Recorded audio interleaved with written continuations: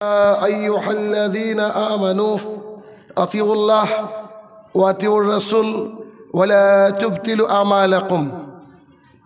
عن أبي هريرة رضي الله تعالى عنه قال رسول الله صلى الله عليه وسلم كل أمة يدخلون الجنة إلا من أبى.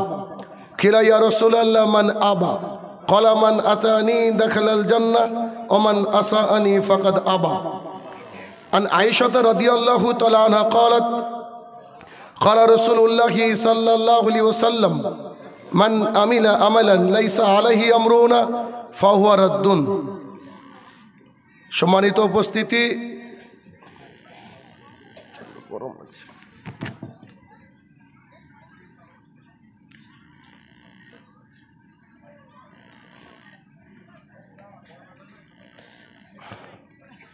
সর্বপ্রথম আল্লাহ সুবহানাহু ওয়া তাআলার বারগাহে শুকরিয়া জ্ঞাপন করব যে আল্লাহ তাআলা আপনাকে আমাকে এখানে এসে কিছু বলার, জানার এবং মানার জন্য মনোনয়ন দিয়েছেন। যে আল্লাহ সুবহানাহু ওয়া তাআলা মালিক ইয়াউমিদ্দিন, বিচার দিবসের মালিক, সে রব্বুল ইজ্জাতের বারগাহে শুকরিয়া জ্ঞাপনার্থে আমরা সবাই মিলে বলি আলহামদুলিল্লাহ। অতঃপর সমগ্র মানব জাতির শিক্ষক, সমগ্র মানব জাতির পথপ্রদর্শক মুহাম্মদুর রাসূলুল্লাহ সাল্লাল্লাহু আলাইহি সাল্লামের ওপর শতকোটি সালাত ও সালাম বর্ষিত হোক। আমরা বলি আল্লাহুম্মা আমিন।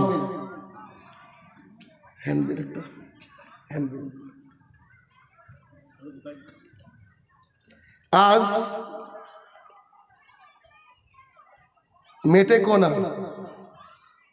ইলামবাজার, বীরভূম অন্তর্গত মেটেকোনা মাদ্রাসা ফাইজে আম এমইটি অত্র এলাকায় সংক্ষিপ্ত বক্তৃতার বিষয় সামাজিক অজ্ঞতা ও তার প্রতিকারের উপায়। উক্ত বিষয়ে তথ্য এবং তত্ত্ববহুল আলোচনা করার চেষ্টা করব ইনশাআল্লাহুল আজিজ। আমি আলোচনার বিষয় রাখলাম সামাজিক অজ্ঞতা। তার মানে আমাদের সমাজে কিছু অজ্ঞতা আছে, যে অজ্ঞতার ধারক বাহক আপনারা প্রায় মানুষ নিজেই। এই কথাগুলোকে তুলতে গেলে আপনাদের একটু কষ্ট লাগবে, কিন্তু আমার কথা যদি কষ্ট সহ্য করে শুনে জীবন পরিবর্তন করতে পারেন, আশাবাদী দুনিয়াতে এবং আখিরাতে এটা কল্যাণকর জায়গায় অবস্থান করবেন বলে আমি আশাবাদী। কেননা একটা জলসা, একটা দ্বীনি মাহফিলের মূল উদ্দেশ্য হয় মানুষের অন্তরকে পরিবর্তন করা। আমি বলে থাকি যে মাদ্রাসার উন্নতিকল্পে জলসা, মসজিদের উন্নতিকল্পে জলসা আমরা বহু দেখি, ঠিক না? একটু কথা বলতে আমার সাথে, ঠিক তো? কিন্তু আমি ব্যক্তিগতভাবে মনে করি মাদ্রাসারও উন্নতি হবে, মসজিদেরও উন্নতি হবে, এলাকারও উন্নতি হবে যদি ইমানের উন্নতিকল্পে জলসা করা যায়। কথা বুঝছেন? ইমানের উন্নতিকল্পে জলসা করা যায়। একজন মানুষ 70 বছর বেঁচেছে, তার মসজিদে 60তম জালসা চলছে, মাদ্রাসায় 60তম জালসা চলছে। 60 বছর যাবত বলেন তো একজন এমন বান্দা পেয়েছে নাকি যে 5 লাখ টাকা দিয়েছে? কথা বুঝেন আমার? একজন ব্যক্তি উঠে বলছে 5 লাখ টাকা দেব, এমন জালসা কোথাও শুনেছেন? শোনেননি? আচ্ছা, তো সারা জীবন মানুষ জলসা করে আসছে মসজিদ মাদ্রাসার উন্নতি কল্পে। রাসূলুল্লাহ সাল্লাল্লাহু আলাইহি সাল্লাম কোনোদিন কোনো জলসা করেননি। তিনি বলছেন যে তাবুকের যুদ্ধের জন্য প্রস্তুতি চলছে, কে কি দিবা দাও। উমর রাদিয়াল্লাহু তাআলা বলছে যা সম্পদ ছিল অর্ধেক দিলাম। কথা কি বুঝাতে পারছি?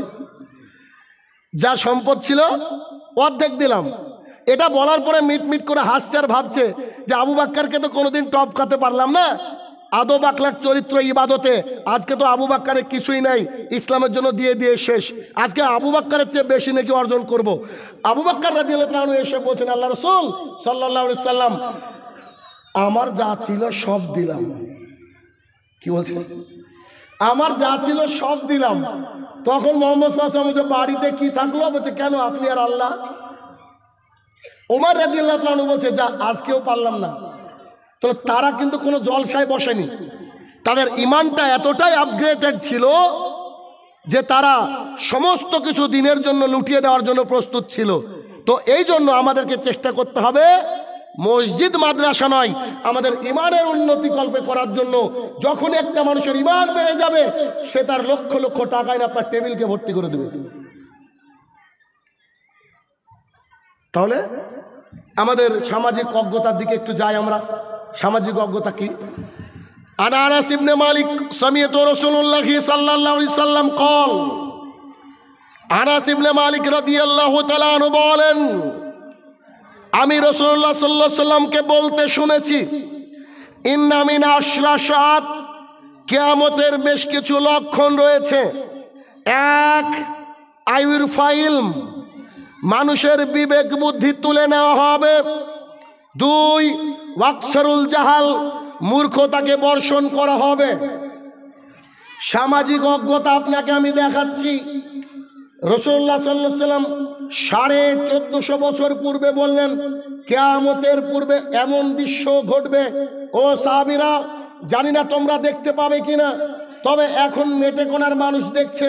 আজকে মিলিয়ে নেন হাদিস, 1450 বছর পূর্বের বলা হাদিস। রাসূলুল্লাহ সাল্লাল্লাহু আলাইহি সাল্লাম বলছেন, রাবিয়া আনাস রাদিয়াল্লাহু তাআলা আনহু, রাসূল সাল্লাল্লাহু আলাইহি সাল্লাম বলছেন এমন একটা জামানা আসবে, আয়ুর ফাইল, মানুষের বিবেক তুলে নেওয়া হবে। ওয়াকসারুল জাহাল, মূর্খতা বর্ষণ হবে। সারা রাত, সারাদিন, সারা রাত জেগে যে ছেলেটা বিশ্বকাপ ফাইনাল দেখলো, এক সময় ভারতবর্ষ হেরে গেল, যদি ভারতবর্ষ জিততে পারতো তো যে ছেলেটা ওইখানে ফাইনাল খেলা দেখছিল তার বাবার যে টোটো আছে, বাবাকে কি একটা মারুতি গিফট করতো নাকি? কথা বলতে আমার সাথে। আমি ফাইনাল খেলা দেখছি, ভারত জিতে গেল, কাল থেকে আমার বাবাকে আর মুনিশ কাটতে যেতে হবে না, এমন ঘটনা ঘটে কি? আপনি ফুটবল খেলছেন, মেসির জন্য চিৎকার করছেন, মেসির দল জিতে গিয়েছে, নিশ্চয়ই কালকে থেকে আর আপনাকে কিছু করতে হবে না, মেসি লাখ লাখ টাকা পাঠাবে কি? আল্লাহ সুবহানাহু ওয়া তাআলা এই দুনিয়াটাকে খেলতামাশার জন্য বানাননি। আল্লাহ তাআলা বানিয়েছেন কেন বলেন তো? দুনিয়াটা বানিয়েছেন ইবাদতের জন্য, দুনিয়াটা ইবাদতের জন্য বানিয়েছেন। আর যদি দুনিয়াটা ইবাদতের জন্য হয়, মানুষের খাওয়া ইবাদত, চলা ইবাদত, বলা ইবাদত, ঘুমানো ইবাদত। কেমন কথা বললেন জি? ঘুমানো ইবাদত মানে দেখেন কেমন ইবাদত। আবু হুরায়রা রাদিয়াল্লাহু তাআলা আনহু বলেন, রাসূলুল্লাহ সাল্লাল্লাহু আলাইহি সাল্লাম বলেছেন, কোন ব্যক্তি এশার সালাত জামাতে আদায় করলো, কোন ব্যক্তি এশার সালাত জামাতে আদায় করলো, বাড়িতে চলে গিয়ে ঘুমিয়ে গেল, আবার ফজরে হাইয়ালাস সালাত ডাকে উঠলো, সুন্নত সালাত আদায় করার পর মসজিদে গিয়ে 2 রাকাত ইমামের সাথে ফরজ সালাত আদায় করলো। রাসূলুল্লাহ সাল্লাল্লাহু আলাইহি সাল্লাম বলছেন, আল্লাহ সুবহানাহু ওয়া তাআলা ও যে সারা রাত ঘুমিয়েছিল, আল্লাহ তাআলা তার অ্যাকাউন্টে তাহাজ্জুদের নেকি দিয়ে দিল। সুবহানাল্লাহ এখানে বলবেন না বাড়িতে গিয়ে? এটা মুসলমান। গোল হলে চিৎকার করতে পারি, উইকেট পড়লে চিৎকার করতে পারি, কিন্তু জানি না যে কোথায় সুবহানাল্লাহ বলতে হয়, কোথায় আল্লাহু আকবার বলতে হয়। তোমায় বেনিফিট একটা বলে দিই, রাসূলুল্লাহ সাল্লাল্লাহু আলাইহি সাল্লাম বলছেন, কোন বান্দা যদি আমার প্রশংসা করে, কোন বান্দা যদি বলে সুবহানাল্লাহ, আল্লাহ তাআলা বলছেন গোটা ফাঁকা জায়গা আমি নেকি দিয়ে পরিপূর্ণ করে দিই। তাহলে এটা আপনার বৈশিষ্ট্য হবে। বাংলাদেশের মানুষের কাছ থেকে তো শিখতেও পারেন, যদিও সব জায়গায় ঠিক না।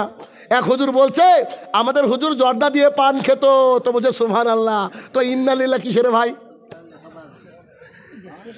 তো আয়ুর ফাইল, আমাদের বিবেকটাকে তুলে নেওয়া হয়েছে।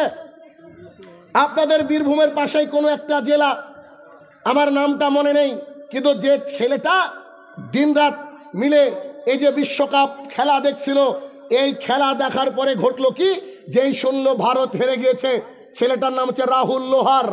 সংবাদে দেখলাম ছেলেটা করেছে কি, আত্মহত্যা করেছে। তাহলে কনফার্ম জান্নাতি নাকি? যে খেলায় হেরে গিয়ে আত্মহত্যা করেছে, জান্নাতি না? ওর বাপকে ধরে পিটার দরকার। সন্তান জন্ম দিয়ে এমনি ছেড়ে দিলে হবে নাকি? সন্তান জন্ম দিলে তারবিয়ত শিখাতে হবে, কায়দা কানুন শিখাতে হবে। যদি না বাগে আসে তাকে পিটতে হবে। কেন? আয়েশা রাদিয়াল্লাহু তাআলা আনহাকে বিয়ের পরে মেরেছেন আবু বকর সিদ্দিক রাদিয়াল্লাহু তাআলা আনহু। তারবিয়ত শেখাতে হবে। আয়ুর ফাইল, মানুষের বিবেক তুলে নেওয়া হবে। ওয়াকসারুল জাহাল, মূর্খতাকে বর্ষণ করা হবে। মানুষের বিবেক যে উঠে গিয়েছে তার দলিল আপনি নেন। আজকে প্রত্যেকটা সেক্টরে মূর্খ মানুষ বসে আছে। কেমন মূর্খ মানুষ বসে আছে আপনি যদি খেয়াল করেন, আরে আমাদের শিক্ষামন্ত্রীকে হওয়া উচিত ছিল শিক্ষার উপরে পিএইচডি, ইনি যৌনবিদ্যার উপরে পিএইচডি করে বর্তমানে জেলে। কথা বুঝেননি? জেলে নাই, কেউ জেলে নাই। যার শিক্ষা সম্পর্কে জানার দরকার ছিল, ওর নাকি গার্লফ্রেন্ডের অভাব নাই, দেশে বিদেশে সব জায়গায়। রাসূল সাল্লাল্লাহু আলাইহি ওয়াসাল্লাম বলছেন আয়ুর ফাইল, মানুষের বিবেকটা কি হবে বলেন তো? তুলে নেওয়া হবে। ওয়াকসারুল জাহাল, মূর্খতাকে বর্ষণ করা হবে। প্রত্যেকটা সেক্টরে শুধু মূর্খ আর মূর্খ। যদি বলতে যাই গায়ে খুব লাগবে, তারপরে বলি, আপনি এই মেটেকোনা থেকে ফোন দিলেন মাওলানা সাহেবকে, জনাব মেটেকোনায় অমুক তারিখে জলসা, আপনাকে আসতে হবে। তো মাওলানা সাহেব বলছে একটু দাঁড়ান তো, আমি একটু আমার ডায়েরিটা দেখে নিই ফাঁকা আছে কিনা। তো ডায়েরিটা দেখে বলছে জি ফাঁকা আছে। তো বলছে ঠিক আছে তাহলে আসেন। ওই দিন আপনার ডেট থাকলো। এবার মাওলানা সাহেব বলছে 30,000 টাকা নিব, 20,000 টাকা অ্যাকাউন্টে গিয়ে 10 আছে না নাই? আছে না নাই? কত পার্সেন্ট? আমার চোখে 98। এখন আপনি দেখেন। তো বলছে যে মাওলানা সাহেব এত বেশি আমরা দিতে পারবো না, একটু কম করা যায় না? মাওলানা সাহেব বলছে এমনিতে ডেট পাচ্ছে না মানুষের, ফোন কি কেটে দেবো নাকি? আরে দাঁড়ান দাঁড়ান দাঁড়ান, আপনি যে ফেরেশতা আপনাকে লাগবেই। আচ্ছা বলছি যে কিছু কম করা যায় না? তো মাওলানা সাহেব দয়া করে বলছে ঠিক আছে 1000 কম দিন। থাকলো কত? 29 লাগবে। তো বলছে যে না এক কাজ করেন, আপনি 5,000 কম নেন না। তো বলছে না আমার লস লেগে যাবে। স্বাভাবিক কথা, কারণ তার 24-25,000 টাকা তো জালসা কিনাই আছে, ডেলিভারি দিতে গেলে লাগবে না চার্জ। এরপরে এই করতে করতে বলছে যে আচ্ছা ঠিক আছে 27,000 টাকা দিন। কুরবানি হাটে গরু ছাগল কিনতে গিয়েছেন এমন লোক হাত তোলেন তো। গরু ছাগল কিনেছেন জীবনে কেউ নাই? গরু ছাগল কেনার সময় হাটে কি হয় বলেন তো? দাম কত? তো 30, একটু কমানো যায় না? 25 নেন, যান ওইদিকে সরেন, দেওয়া যাবে না। আরে বলেন না একটু, আচ্ছা ঠিক আছে এই 5 কমান 2 কমান 3 কমান করতে করতে দেখবেন শেষে একটা বাড়ি দিয়ে দেয়, যান নিয়ে চলে যান। এরকম করে বক্তার দাম দর হচ্ছে বর্তমান মার্কেটে। আমি কোরআন থেকে দিন রাত বলে যাচ্ছি, যারা কন্ট্যাক্ট করে বক্তৃতা করে এদের বক্তৃতা শোনা জায়েজ নয়। এরা দিন ইসলামকে শেখাতে আসে না, এরা এদের ব্যবসা পকেট ভরতে আসে। এদের বক্তৃতার দ্বারা জাতি পরিবর্তন হয়েছে। যদি পরিবর্তন হয় সেদিনের পর থেকে আমি জলসা করা ছেড়ে দেবো, যদি এদের মাধ্যমে পরিবর্তন হয়। তবে একটা লোকে কলকাতা থেকে ডাকলেন, সৌদি আরব থেকে ডাকলেন, আপনার বিবেক রয়েছে, আপনি তাকে যত খুশি দেন, 1 কোটি টাকা দেন একটা বক্তাকে, অসুবিধা নাই। তবে বক্তা যদি বলে 200 টাকা দেন তাহলে ডাকা যাবে না তাকে। কথা কি বোঝাতে পারছি? আয়ুর ফাইল, মানুষের কি হচ্ছে? বিবেকটাকে তুলে নেওয়া হচ্ছে। ওয়াকসারুল জাহাল, মূর্খতা বর্ষণ হবে। রাসূল সাল্লাল্লাহু আলাইহি ওয়াসাল্লাম বলেছেন মূর্খতা বর্ষণ হচ্ছে, কারণ প্রত্যেকটা আলেম প্রত্যেকটা বক্তার দায়িত্ব হচ্ছে সে কি? শুধুমাত্র ফি সাবিলিল্লাহ, দ্বীনের জন্য কাজ করবে। রুজির মালিককে আল্লাহ তাআলা, রুজির মালিক আল্লাহ তাআলা। আবু বকর রাদিয়াল্লাহু তাআলা আনহুর চেয়ে বড় কোনো আলেম পৃথিবীতে আছে নাকি? নিজে দায়িত্ব পেলেন মক্কা মদিনা সহ বিশাল এরিয়ার। তিনি তো বাইতুল মাল থেকে নিজের সংসার চালাতে পারতেন, তারপরে তিনি ব্যবসা করলেন কেন? ইমামতিকে পেশা আপনি বানালেন কেন? এটা আপনার ডিউটি, এটা আল্লাহর জন্য করবেন। তবে মানুষ যদি হাদিয়া দেয়, মানুষ যদি ভালোবাসে, মানুষ যা দিল সেটা আলাদা কথা। তবে কোরআন হাদিসকে বিক্রি করা যাবে? কথা বলেন যাবে না? সারা জীবন বয়কট করবেন যারা বলবে 1 টাকা নেব, এসব বক্তাকে ডাকবেন না। আমাকে বলেন, আমি বক্তা দিয়ে দেবো ইনশাল্লাহ। এরকম কোনো একে ডাকবেন না। আপনার ওই ফাঁসি দেওয়া দার্জিলিং গত বছর প্রোগ্রাম করেছি, তা আমাকে বলছে যে আপনার একটু অ্যাকাউন্ট নাম্বারটা দেন তো, কিছু টাকা দিব। তা বললাম যে ঠিক আছে দিতেই পারেন, অসুবিধা নাই। তবে আপনার কি মালাকুল মতের নাম্বার আছে আপনার কাছে? মানে ও বুঝতে পারেনি বিষয়টা। বলছে মালাকুল মতের নাম্বার মানে আজরাইলের কথা বলছেন কি? জি, আপনার ভাষায় আজরাইল। তো বলছে মালাকুল মতের আবার নাম্বার থাকে নাকি? আমি বললাম যে ঠিক আছে। রাসূল সাল্লাল্লাহু আলাইহি ওয়াসাল্লামের সঙ্গে সামনে একটা জানাজা আসলো। রাসূল সাল্লাল্লাহু আলাইহি ওয়াসাল্লাম বলছে ইনার কি কোনো কিছু কেউ পাওনাদার আছে? তো সাহাবাই কেরাম বলছে জি। রাসূল সাল্লাল্লাহু আলাইহি ওয়াসাল্লাম বলছে পাওনা শোধ করো। আমাদের মতো বলেননি যে যারা যা পাবেন পরে বলেন শোধ করে দেবো। রাসূল সাল্লাল্লাহু আলাইহি ওয়াসাল্লাম কি বলছে? পাওনা শোধ করো। আচ্ছা ঠিক আছে, আমরা পরে দিয়ে দেবো। রাসূল সাল্লাল্লাহু আলাইহি ওয়াসাল্লাম বলছে পাওনা শোধ করো। বলছে আচ্ছা পরে দিলে হবে না। রাসূল সাল্লাল্লাহু আলাইহি ওয়াসাল্লাম বলছে তোরাই জানাজা পড়া, বাকি থেকে জানাজা হবে না। ভালো করে বুঝবেন। এবার যদি ওই অবস্থা হয় তো তাকে আমি বলছি, যদি আপনার মালাকুল মতার নাম্বার থাকে একবার একটু ফোন করে জেনে নেন যে আপনাদের জলসাবদে কি শাহিনুর রহমান বাঁচবে। যদি বাঁচে তো দেন টাকা, আর যদি না বাঁচে, আমি যদি কন্ট্যাক্ট করে আপনার কাছে না যাই, আমি যদি মারা যাই, মারা যাওয়ার পরে আমি গালি খাবো কি খাবো না? কিন্তু আমি যদি টাকা পয়সা না নিই তাহলে কি হবে? অন্তত পক্ষে আপনি আমার জন্য এই স্টেজে বসে দোয়া করতেন যে শাহিনুর রহমান সাহেব আসার কথা ছিল, মালাকুল মত তাকে তুলে নিয়ে চলে গিয়েছে। কিন্তু যদি বাই চান্স আমি 40,000 টাকা নিব, 30,000 টাকা অ্যাকাউন্টে নিয়েছি, এবার সভাপতি সাহেব উঠে বলতো যে ও তো মরলো আমাদেরকে মারলো গো, কি বলবে না? এই জন্য কাজ করতে হবে কার জন্য? আল্লাহ তাআলার জন্য। আমরা কি আল্লাহ তাআলার গোলাম নই? তো গোলাম কি সবসময় খালি মালিকের কাছে টাকা চাই নাকি? ওর তো একটা পার্মানেন্ট বেতন রয়েছে, আমাদের পার্মানেন্ট বেতন আল্লাহর কাছে নাই। আল্লাহ বলছে তুমি এই করো, তার বিনিময়ে আমি তোমাকে জান্নাত দিয়ে দেবো। আর কি দরকার? আর তো কিছু দরকার নেই। রাসূল সাল্লাল্লাহু আলাইহি ওয়াসাল্লাম বলছেন আইর ফাইল, মানুষের বিবেক তুলে নেওয়া হবে, ওয়াকসারুল জাহাল, মূর্খতা বর্ষণ হবে।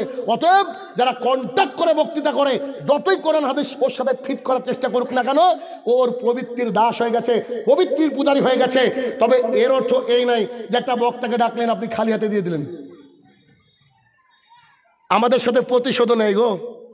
জানেন কি, আমি তো কোনোদিন টাকা কোনোদিন দেখিনি। ধরেন বক্তৃতা করে যা দিল পকেটে নিয়ে যায়, বাড়ির সামনে গাড়ি দাঁড়ায়, ড্রাইভারকে বলি কত টাকা ভাড়া, আমার গাড়ি না কিন্তু, চাইলে অনেক কিছু করতে পারতাম, বহু বক্তা সামনে সামনে করে ফেললো।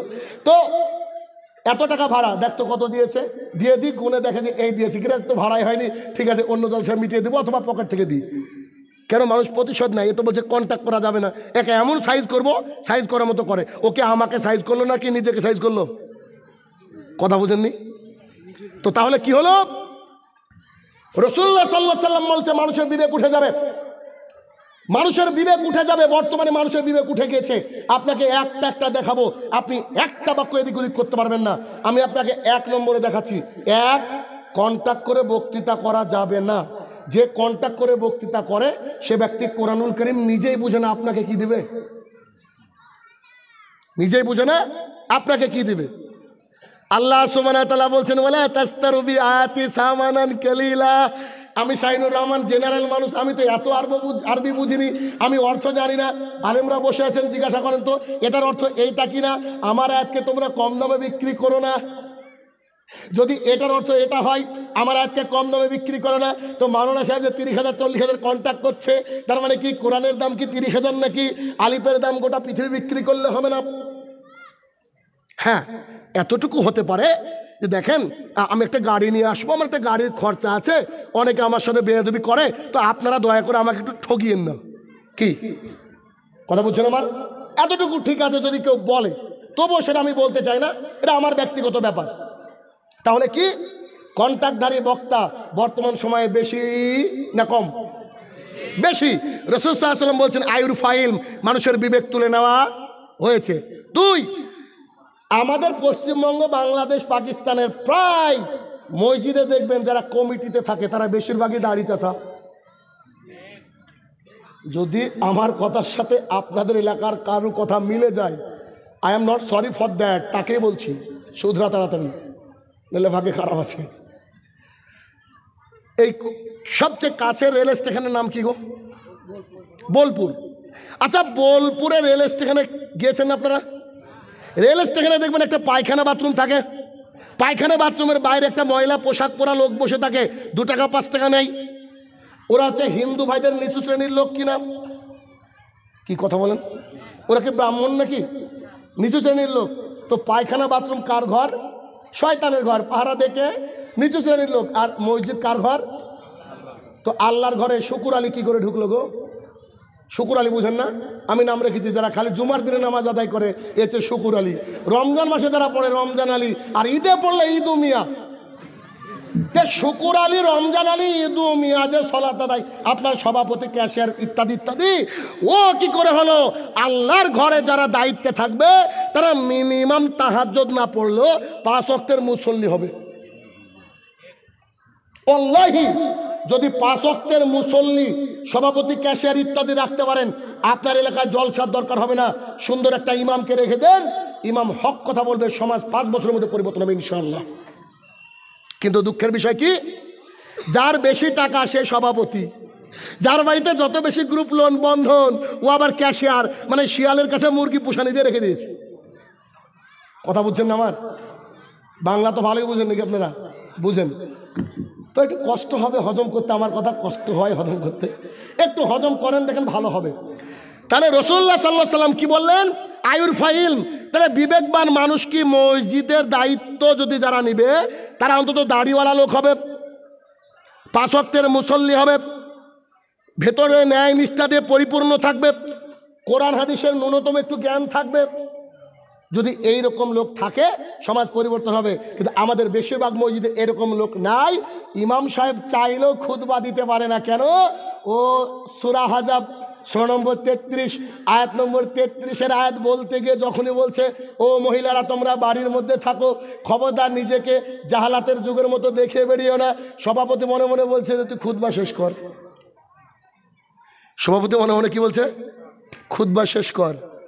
খুতবা শেষ করার পর সভাপতি সাইডে নিয়ে গিয়ে বলছে, ও আমার বউ বোরখা পরে না, নাইটি পরে পাড়া পাড়া ঘুরে, তোমার খুব দেখার শখ হয়েছে তাই না? বাড়ি কোন দিকে, বোলপুর না অন্য জায়গায় দিব টিকিট? বলেন করবে কি করবে না? এটাই করবে। রাসূলুল্লাহ সাল্লাল্লাহু আলাইহি ওয়াসাল্লাম বলেন আয়ুর ফাইল, মানুষের বিবেক তুলে নেওয়া হবে। বিবেকটা কি করে তুলে নেওয়া হয়েছে দেখেন। আমি আজ থেকে বহুদিন আগে বলেছিলাম, ওই বাক্য আজকে হচ্ছে। সবাই একমত হবেন ইনশাল্লাহ, কারোর ক্ষমতা নেই দ্বিমত হওয়ার। দেখেন তো, আমি বলেছি, খুব ভালো করে কান খাড়া করে শুনবেন, যেদিন থেকে স্কুলে, প্রাইমারি স্কুলে মিড ডে মিল চালু হয়েছে ওই দিন থেকে পড়াশোনার জানাজা হয়ে গেছে। কথা বুঝেননি আমার? যেদিন থেকে মিড ডে মিল চালু হয়েছে ওই দিন থেকে পড়াশোনা কি হয়েছে? জানাজা হয়েছে। কোনো প্রাইমারি স্কুলে আর পড়াশোনা হয়? বাচ্চারা বসে থাকে যে কখন খাবার হবে, আজকে একটা নাকি 2খানা ডিম, অর্ধেক পাবো নাকি, কি অবস্থা, এই নিয়ে ব্যস্ত। আর মাস্টাররা মিড ডে মিলে চাল টাল ইত্যাদি চুরি করতে ব্যস্ত। গায়ে লাগবে আমি জানি, হক কথা গায়ে লাগবে, কিছু করার নেই। বেশিরভাগ স্কুলে এরকম। কিছুদিন আগে সম্ভবত কলকাতা না কোথাকার একটা স্টুডেন্টকে, ক্লাস 3-র একটা বাচ্চা, চিন্তা করেন, 3-র একটা বাচ্চাকে সাংবাদিক প্রশ্ন করছে যে বেটা ইধার आओ। হ্যাঁ বলিয়ে। একজন মহিলা, आपका फेवरेट सब्जेक्ट क्या है? তো বলছে মাংস। বলছে যে তোমার ফেভারিট সাবজেক্ট কি? বলছে মাংস। তো কি হবে? একজন ভিখারি 3 দিন খেতে পায়নি, ওকে আপনি কি অঙ্ক ধরছেন? বাবু বলো তো 2 + 2 কয়? ও বললো 4খানা রুটি। মানুষ বলবো যে ভাই কিরে তোকে 2 + 2 বললাম, রুটি করতে গিয়ে আসলে খিদে লেগেছে, তো কি বলবো? অত পেটে খিদে আছে। তো ছোট বাচ্চা ক্লাস 3-তে পড়ে, ও বলছে আমার ফেভারিট সাবজেক্ট হচ্ছে মাংস। হয়তো গরিব মানুষ, হয়তো খেতে পায় না, আর ওই আপনার স্কুলে গিয়ে খাচ্ছে। অতএব এই মিড ডে মিল যেদিন থেকে চালু করেছে আর পাশ ফেলের নীতি যেদিন থেকে তুলে দিয়েছে সরকার, এদেশে আর শিক্ষিতের কথা ভাবেন না। আমাদের জন্য সব, আমাদের ছেলে মেয়েদের জন্য কেরালা, দিল্লি, মুম্বাই আছে, অপরের গোলামি করবে আমাদের সন্তানরা আগামী দিনে। দেখেন স্কুলে মাস্টারও ঠিকঠাক আসে না, ছাত্রও ঠিকঠাক যায় না। আপনার এলাকার প্রাইমারি খোঁজ নিয়ে দেখেন, যদি না মিলে আমার কথাগুলা, 8 পর্যন্ত পাশ ফেল নাই। আরে এই 9 পাস করে গিয়েছে, ও ওর বাপের নাম ইংরেজিতে লিখতে পারবে না।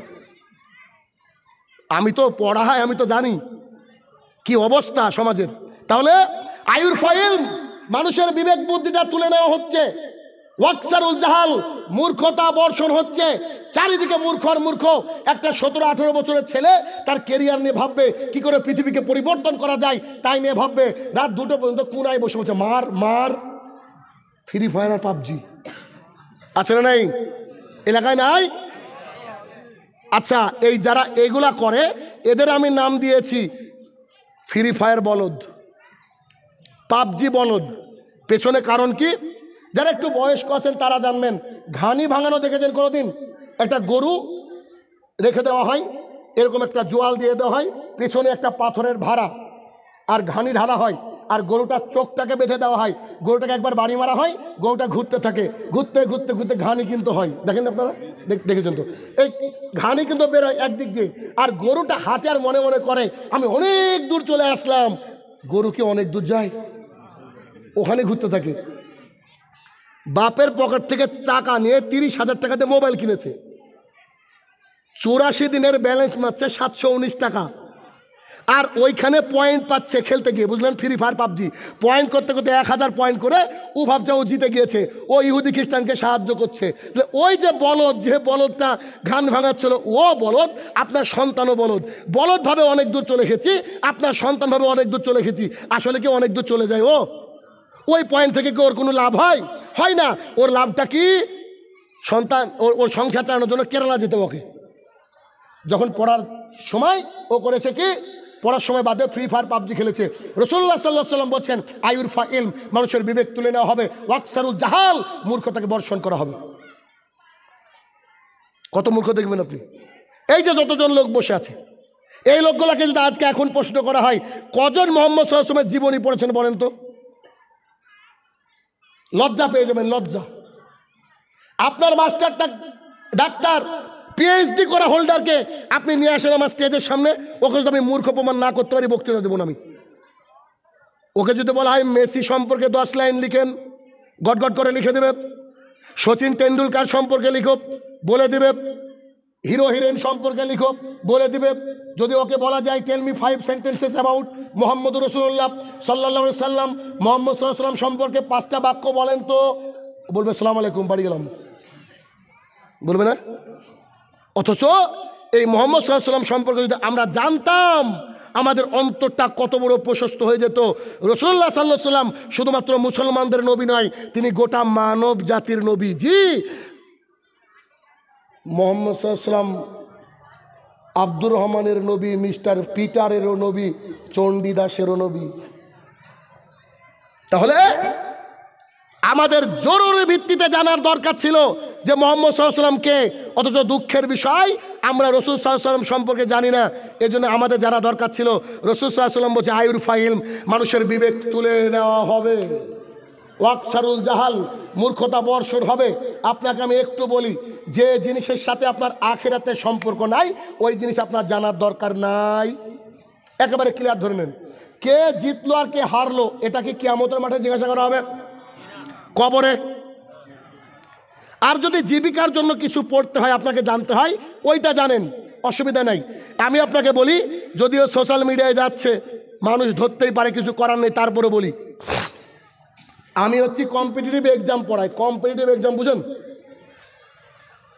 ইংরেজি পড়াই আমি, অনলাইনে স্পোকেন ইংলিশ করাই। গোটা বিশ্বের বিভিন্ন প্রান্তের স্টুডেন্ট আমার কাছে পড়ে, আমি ইংরেজি শেখাই, কথা বলা শেখাই ইংরেজিতে। আমার লেখা বই চলছে বিভিন্ন প্রান্তে, আলহামদুলিল্লাহ। তো আমার কাছে দুবাই থেকে ছাত্র আছে, কানাডা থেকে ছাত্র আছে, আর এদেশে তো আছে, বাংলাদেশে অ্যাভেলেবল ছাত্র আছে। আমি ইংরেজি শেখাই। গতকালকে পড়িয়ে এসেছি আমি টেট, ওই যে টেট বুঝেন তো, এই যে প্রাইমারি স্কুলের শিক্ষক। এসএসসি জিডি আমি পড়াই, ভিডিও তৈরি করি আমি, মানে অফিসার তৈরি করি আমি, বুঝেন কিনা? মানে আমি স্যারদেরকে পড়াই, অফিসারদেরকে আমি পড়াই, যারা অফিসার হবে এই লেভেলের সবাইকে পড়াই আমি। তো আপনি যদি আমাকে প্রশ্ন করেন বর্তমান শিক্ষামন্ত্রীর নাম কি, আমি জানি না। আমি জানি না, কেন বলেন তো? আমার পড়ানোর সাথে শিক্ষামন্ত্রীর যুক্তি আছে? কবরে জিজ্ঞাসা করবে, কিয়ামতের মাঠে না। আমি আমার সিলেবাস যতটুকু অতটুকু বুঝি, আর আখেরাতের যা সিলেবাস অতটুকু বোঝার চেষ্টা করি। বাদবাকি পৃথিবীতে কি হলো এটা দেখার দরকার আছে মুসলমানের। আমি কি রেডি করি? আমি এইটা রেডি করি যে কবরে ঢোকা মাত্র আমাকে বলবে মা হাজার রজুল আল্লাহ জীব ইউসাফিকুম, তোমাদের মধ্যে একজন ব্যক্তিকে পাঠানো হয়েছিল, ওই ব্যক্তি সম্পর্কে তুমি কি জানো? আমি যদি এই দুনিয়ার বুকে কোরআন এবং হাদিসকে চর্চা করি, আমি তখন বলবো হুয়া মুহাম্মদুর রাসূলুল্লাহ সাল্লাল্লাহু আলাইহি সাল্লাম, তিনি আল্লাহর নবী এবং আল্লাহর রসুল। আর যে ব্যক্তি সালাত আদায় করে না, সিয়াম পালন করে না, দিন ইসলামকে ঠিকঠাক মানে না, সেই ব্যক্তি বলবে হা হা লা আদরি, হাই হাই আফসোস, আমি উত্তর দিতে পারছি না। তাহলে কবরে গিয়ে মূর্খ হয়ে দুনিয়ার বুকে শিক্ষিত হয়ে কোনো লাভ আছে কি? লাভ নেই। যদিচ এই জলসা মাহফিলে খুব হাইলি এডুকেটেড লোকগুলা থাকে না, থাকে মাস্টার ডাক্তার উকিল, এরা থাকে না। কেন? ওরা মনে করে টাকা আছে আর কি লাগবে, যাও কবরে বুঝতে পারবা। তাহলে কি হলো? রাসূল সাল্লাল্লাহু আলাইহি ওয়াসাল্লাম বলছে মানুষের বিবেকটাকে তুলে নেওয়া হবে। এই বিষয়ে আর একটা কথা বলবো, সেটা কি, আজকে এখানে দ্বীনি মাহফিল হচ্ছে, তো কি কথা বলেন না গো বাবা, একটু দ্বীনি মাহফিল হচ্ছে, এখান থেকে কোরআন তেলাওয়াত হচ্ছে কি হচ্ছে না? হয়েছে। আচ্ছা, আমি ধরেন ভাঙা ভাঙা কণ্ঠে বললাম ইয়া আইয়ুহাল্লাযীনা আমানু, এটা কোরআনের আয়াত কিনা? রাসূলুল্লাহ সাল্লাল্লাহু আলাইহি ওয়াসাল্লাম কাবার মধ্যে কোরআনুল কারীম তেলাওয়াত করছেন, আশপাশের লোকের ভাষা কি? আরবি। তো এই সুললিত মধুর কণ্ঠটা যদি কারোর কাছে চলে যায়, তাহলে তারা দ্বীন ইসলাম গ্রহণ করবে, তারা তো বুঝে আরবিটা। আবু জেহেল, উতবা, সাইবা করলো কি? যুক্তি করে বলছে যে রাসূল সাল্লাল্লাহু আলাইহি ওয়াসাল্লাম যখন তেলাওয়াত করবে, ওর পাশে গিয়ে চিৎকার করবি। কি করবি? চিৎকার করবি। তো সবাই যখন চিৎকার করতে শুরু করলো, আল্লাহ সুবহানাহু ওয়া তাআলা আকাশ থেকে আয়াত নাজিল করে দিলেন। আল্লাহ তাআলা বললেন, যখন তোমাদের সামনে কোরআন পঠিত হয় তোমরা তখন চুপ থাকবে এবং শুনবা। কি বললো? বলেন, যখন কোরআন পঠিত হবে তখন কি দায়িত্ব কটা মুসলমানের? দুটো, এক চুপ থাকা, আর দুই listen with a rapt attention, একেবারে মনোযোগ সহকারে শোনা। কেন? এই কোরআন বিশাল একটা জিনিস। আল্লাহ তাআলা বলছেন, এটাকে যদি আমি পাহাড়ের উপরে নাজিল করতাম এর মধ্যে কি আছে এইটা ভেবে পাহাড় একদম রেজা রেজা হয়ে যেত। এই কোরআনুল কারীম যখন তেলাওয়াত করা হবে তখন কি করতে হবে? এক, চুপ থাকতে হবে, দুই, মনোযোগ সহকারে শুনতে হবে। কে বললেন? আল্লাহ সুবহানাহু ওয়া তাআলা সরাসরি। আচ্ছা, আল্লাহ কাদের উপরে আয়াতটা নাজিল করলেন? বেদিন বেঈমানের উপরে কিনা? কথা বুঝছেন কিনা আমার? বেদিন বেঈমানের উপরে না? হচ্ছে তো। বেদিন বেঈমানকে থামানোর জন্য আল্লাহ বলেছে যে তোমার ডিউটি, তুমি যতই বেদিন হও তুমি তো আল্লাহরই গোলাম, আদমেরই সন্তান, অতএব তোমার দায়িত্ব কি? তুমি চুপ থাকো এবং শোনো, এই দায়িত্ব তো নাকি? আমি এখন আবার বলছি, ইয়া আইয়ুহাল্লাযীনা আমানু, এটা কোরআনের আয়াত কিনা? সভাপতি সাহেব যখন বক্তৃতা শুরু করেছিলেন একেবারে শুরুতে তিনি কোরআনের আয়াত পড়েছিলেন কিনা? কথা বলেন। আমি তখন আসিনি যদিও। তারপরের বক্তা শুরুতে কোরআনের আয়াত পড়েছে কিনা? তারপরের বক্তা পড়েছেন কিনা? আমার আগের বক্তা পড়েছেন কিনা? আমি পড়েছি কিনা?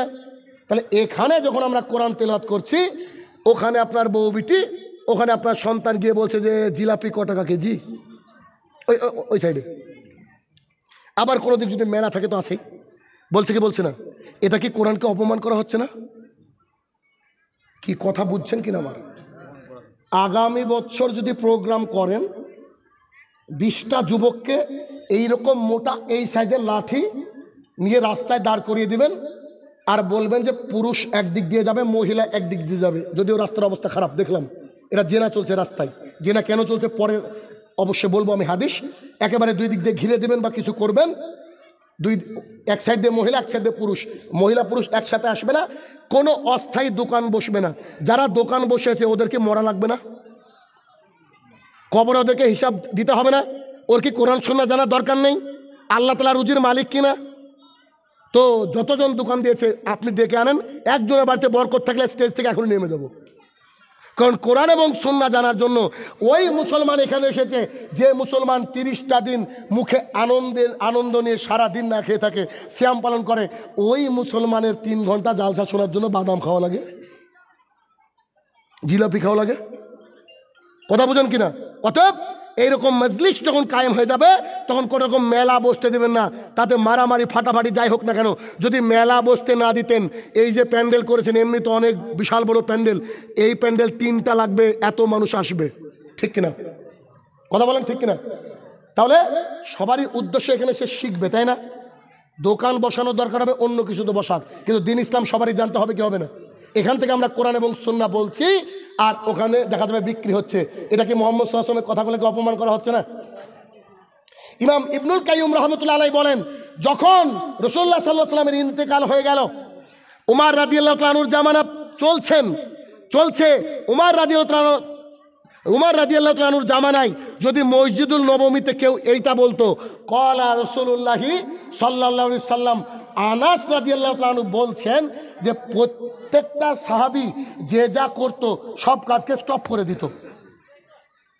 কথা বুঝতে পারছেন?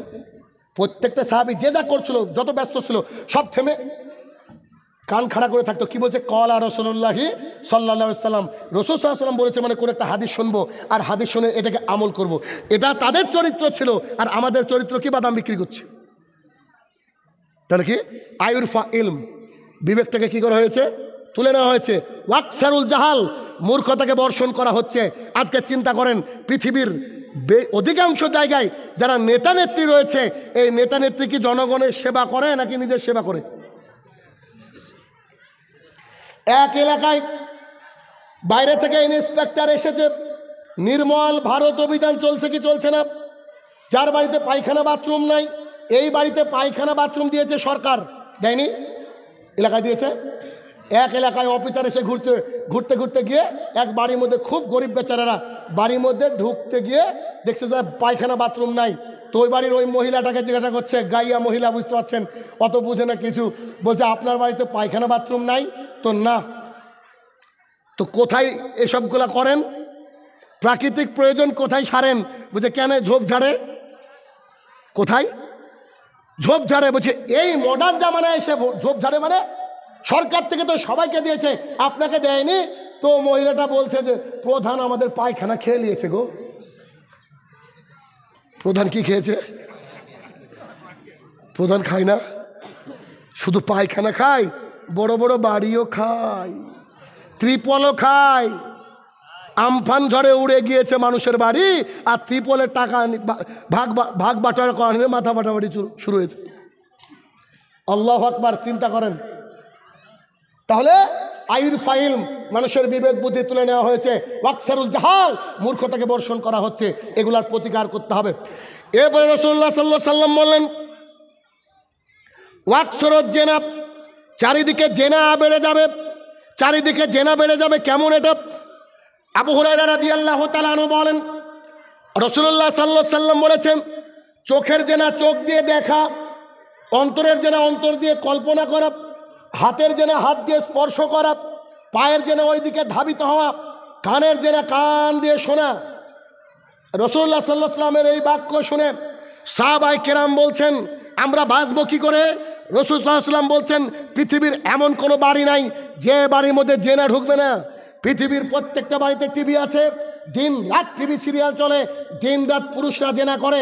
আরে পুরুষরা তো জেনা করে করে, মোড়ের দোকানে, চায়ের দোকানে টিভি আছে না? না এলাকায় আছে? এলাকায় কি গো আছে? চায়ের দোকানে টিভি, মাগরিবে সালাত আদায় করে এসে চাচা এমন ভাবে দাঁড়িয়েছে, মনে হচ্ছে যে এটা তো সুন্নাত, এটা সুন্নাত। চায়ের দোকানে দাঁড়িয়ে সিনেমা দেখছে আমাদের, আছে না এরকম? এই দৃশ্য চাচারকে এটা কি মানায়? এটা কি জায়েজ? জায়েজ নয়। দেখুন, তাহলে হাতের জেনা হাত দিয়ে ধরা, চোখের জেনা চোখ দিয়ে দেখা, আর অন্তরের জেনা কল্পনা করা। আজকে যত মহিলা এখানে এসেছে বোরখা ছাড়া, ওই যে রাস্তা দিয়ে হাঁটছে, নারী পুরুষ একাকার হয়ে হাঁটছে। তো নারী পুরুষ যে একাকার হয়ে হাঁটছে, এই হাঁটার সময় যখন সে হাঁটছে, একটা পুরুষ একটা নারীকে দেখলে কল্পনা আসবে কি আসবে না? কথা বলেন না গো। যদি কেউ বলে যে আসবে না, তো তাকে আমি বলবো একটু ডাক্তার দেখেন, ঘাটতি আছে। কথা বাস্তব। আল্লাহ তাআলা নারী পুরুষকে তৈরি তো করেছে ওইভাবে নাকি? দলিল নেবেন? দেখেন, পৃথিবীর সবচেয়ে ভালো মানুষের জামানা কোনটা বলেন তো? গোল্ডেন যুগ কাকে বলা হয়? সোনালী যুগ রাসূলুল্লাহ সাল্লাল্লাহু আলাইহি ওয়াসাল্লামের জামানায়। আর সাহাবায়ে কেরাম কারা বলেন তো? রাদিয়াল্লাহু তাআলা আনহু, যাদের উপরে আল্লাহ রাজি, যারা আল্লাহর উপরে রাজি। সাফিয়া রাদিয়াল্লাহু তাআলা আনহা, আমাদের মা উম্মুল মুমিনিন, রাসূলুল্লাহ সাল্লাল্লাহু আলাইহি ওয়াসাল্লাম রাস্তা দিয়ে হাঁটছেন নিজের স্ত্রীকে নিয়ে, একেবারে পুরো দেহটা ঢাকা। রাসূল সাল্লাল্লাহু আলাইহি ওয়াসাল্লাম যখন আসছিলেন, সাহাবায়ে কেরামকে দেখে আল্লাহ রাসূল সালাম দিয়ে দিলেন। সালাম দেওয়ার পরে বলছেন, ও সাহাবীরা শোনো, জি আল্লাহ রাসূল, আমার সাথে যে মহিলাটাকে দেখছো ও আর কেউ নয়, ওটা তোমাদের মা সাফিয়া রাদিয়াল্লাহু তাআলা আনহা। সাহাবায়ে কেরামের মুখটা লাল হয়ে গেল। বলেন কি আল্লাহ রাসূল, আপনার সাথে তো আমাদের মাই থাকবে, অন্য কেউ কি থাকতে পারে নাকি? রাসূল সাল্লাল্লাহু আলাইহি ওয়াসাল্লাম বলছে, শোনো, তোমরা আমাকে ছাড়িয়ে যাওয়ার পর শয়তান তোমাদেরকে ওয়াসওয়াসা দিত, শয়তান তোমাদের অন্তরে কুমন্ত্রণা দিত যে কে গেল রে আল্লাহ রসুলের সাথে। সাহাবীদেরকে সতর্ক করার জন্য রাসূলুল্লাহ সাল্লাল্লাহু আলাইহি সাল্লাম নিজের স্ত্রীর পরিচয় পর্যন্ত দিয়ে দিলেন। আর আমরা কোন জামানার মানুষ, চারিদিকে শুধু জেনা আর জেনা। তাহলে একটা ইয়াং ছেলে একটা ইয়াং মেয়েকে যদি দেখে তার অন্তরে কি কল্পনা হবে না? বলেন, এর নাম কি? একটু আগে জানলাম জেনা। এর নাম জেনা কিনা? মোবাইলে দিনরাত জেনা চলছে, টিভিতে দিনরাত জেনা চলছে, দিন রাত পথে ঘাটে জেনা চলছে, এরকম শুধু জেনা আর জেনা, জেনা আর জেনা। রাসূলুল্লাহ সাল্লাল্লাহু আলাইহি সাল্লাম বলছেন কিয়ামতের পূর্বে ওয়াকসরু জেনা, চারিদিকে শুধু জেনা আর জেনা বেড়ে যাবে। আল্লাহ সুবহানাহু ওয়া তাআলা বলেন 33 নম্বর সূরা আহজাব আয়াত নম্বর 33, আল্লাহ তাআলা বলেন ওয়াকারনা ফি বুয়ুতিকুন্না ওয়ালা তাবাররাজনা তাবাররুজাল জাহিলিয়াতিল উলা। ওই মহিলারা শোনো, তোমরা বাড়ির মধ্যে থাকবে, খবরদার জাহালাতের যুগের মতো নিজেকে দেখিয়ে বেরিও না। মেটেকোনাতে কত % মহিলা বোরকা পরে? তাড়াতাড়ি বলতে হবে। মেটেকোনাতে কত % মহিলা বোরকা পরে? 100-তে কতজন বোরকা পরে? হ্যাঁ, 20, 10, আচ্ছা 20 ধরে নিলাম, অসুবিধা নেই, 20 ধরে নিলাম। এবার হাদিস বলছি, সামলান, আমার কিছু করার নেই, সামলান এবার হাদিস। আন আব্দুল্লাহ ইবনে মাসউদ রাদিয়াল্লাহু তাআলা আনহু قال قال رسول الله সাল্লাল্লাহু আলাইহি সাল্লাম। আব্দুল্লাহ ইবনে মাসউদ রাদিয়াল্লাহু তাআলা আনহু বলেন রাসূলুল্লাহ সাল্লাল্লাহু আলাইহি সাল্লাম বলেছেন সালাসাতুন কাদ হারাম আলাইহিম মিন জান্নাহ, 3 শ্রেণীর মানুষের জন্য জান্নাত হারাম। চুরি করলে জান্নাত হারাম এ হাদিস আমি জানি না, জেনা করলে জান্নাত হারাম এ হাদিস আমার জানা নাই, কাউকে একটা থাপ্পড় মারলে জান্নাত হারাম এটা আমার জানা নাই, ভাইয়ের সাথে ভাই মারামারি করলে জান্নাত হারাম এটা আমার জানা নেই, বউকে তালাক দিয়ে দিলে জান্নাত হারাম এটা আমার জানা নেই, প্রকাশ্যে গোপনে জেনা করলে জান্নাত হারাম এটা আমার জানা নেই। তবে রাসূল সাল্লাল্লাহু আলাইহি ওয়াসাল্লাম বলছেন 3 শ্রেণীর মানুষের জন্য জান্নাত হারাম। কয় শ্রেণী? 3 শ্রেণী। জান্নাত হারাম মানে কোথায় যাবে? জাহান্নামে যাবে, কনফার্ম, কোনো পথঘাট নাই বাঁচার। 1, মুদমিনুল খামরিন, নিয়মিত পান বিড়ি জর্দা গুল সিগারেট যারা খায় তাদের জন্য জান্নাত হারাম। এতক্ষণ তো ঠিক চলছিলেন গো ভাই, কোন দিকে যাচ্ছেন বলেছেন, হজম করা খুব মুশকিল। জিনট্যাক র্যানট্যাক যত আসে খাবেন সকালবেলায়, কিচ্ছু করার নেই, শুনতে হবে। কারণ আমাকে একবার আনার পর পরের বছর ভাবে যে এই শালাকে আনা যাবে নাকি, আমাদের বিরুদ্ধে বলে গো জি আপনাকে দিনই ভাই ভাবি, জান্নাতে যদি আল্লাহ আমাকে পাঠায় আপনাকে নিয়ে যাব, টার্গেট ইনশাআল্লাহ, এটাই আমার টার্গেট। 1, মুদমিনুল খামরিন, নিয়মিত পান বিড়ি জর্দা গুল সিগারেট যারা খায় তারা জান্নাতে যাবে না।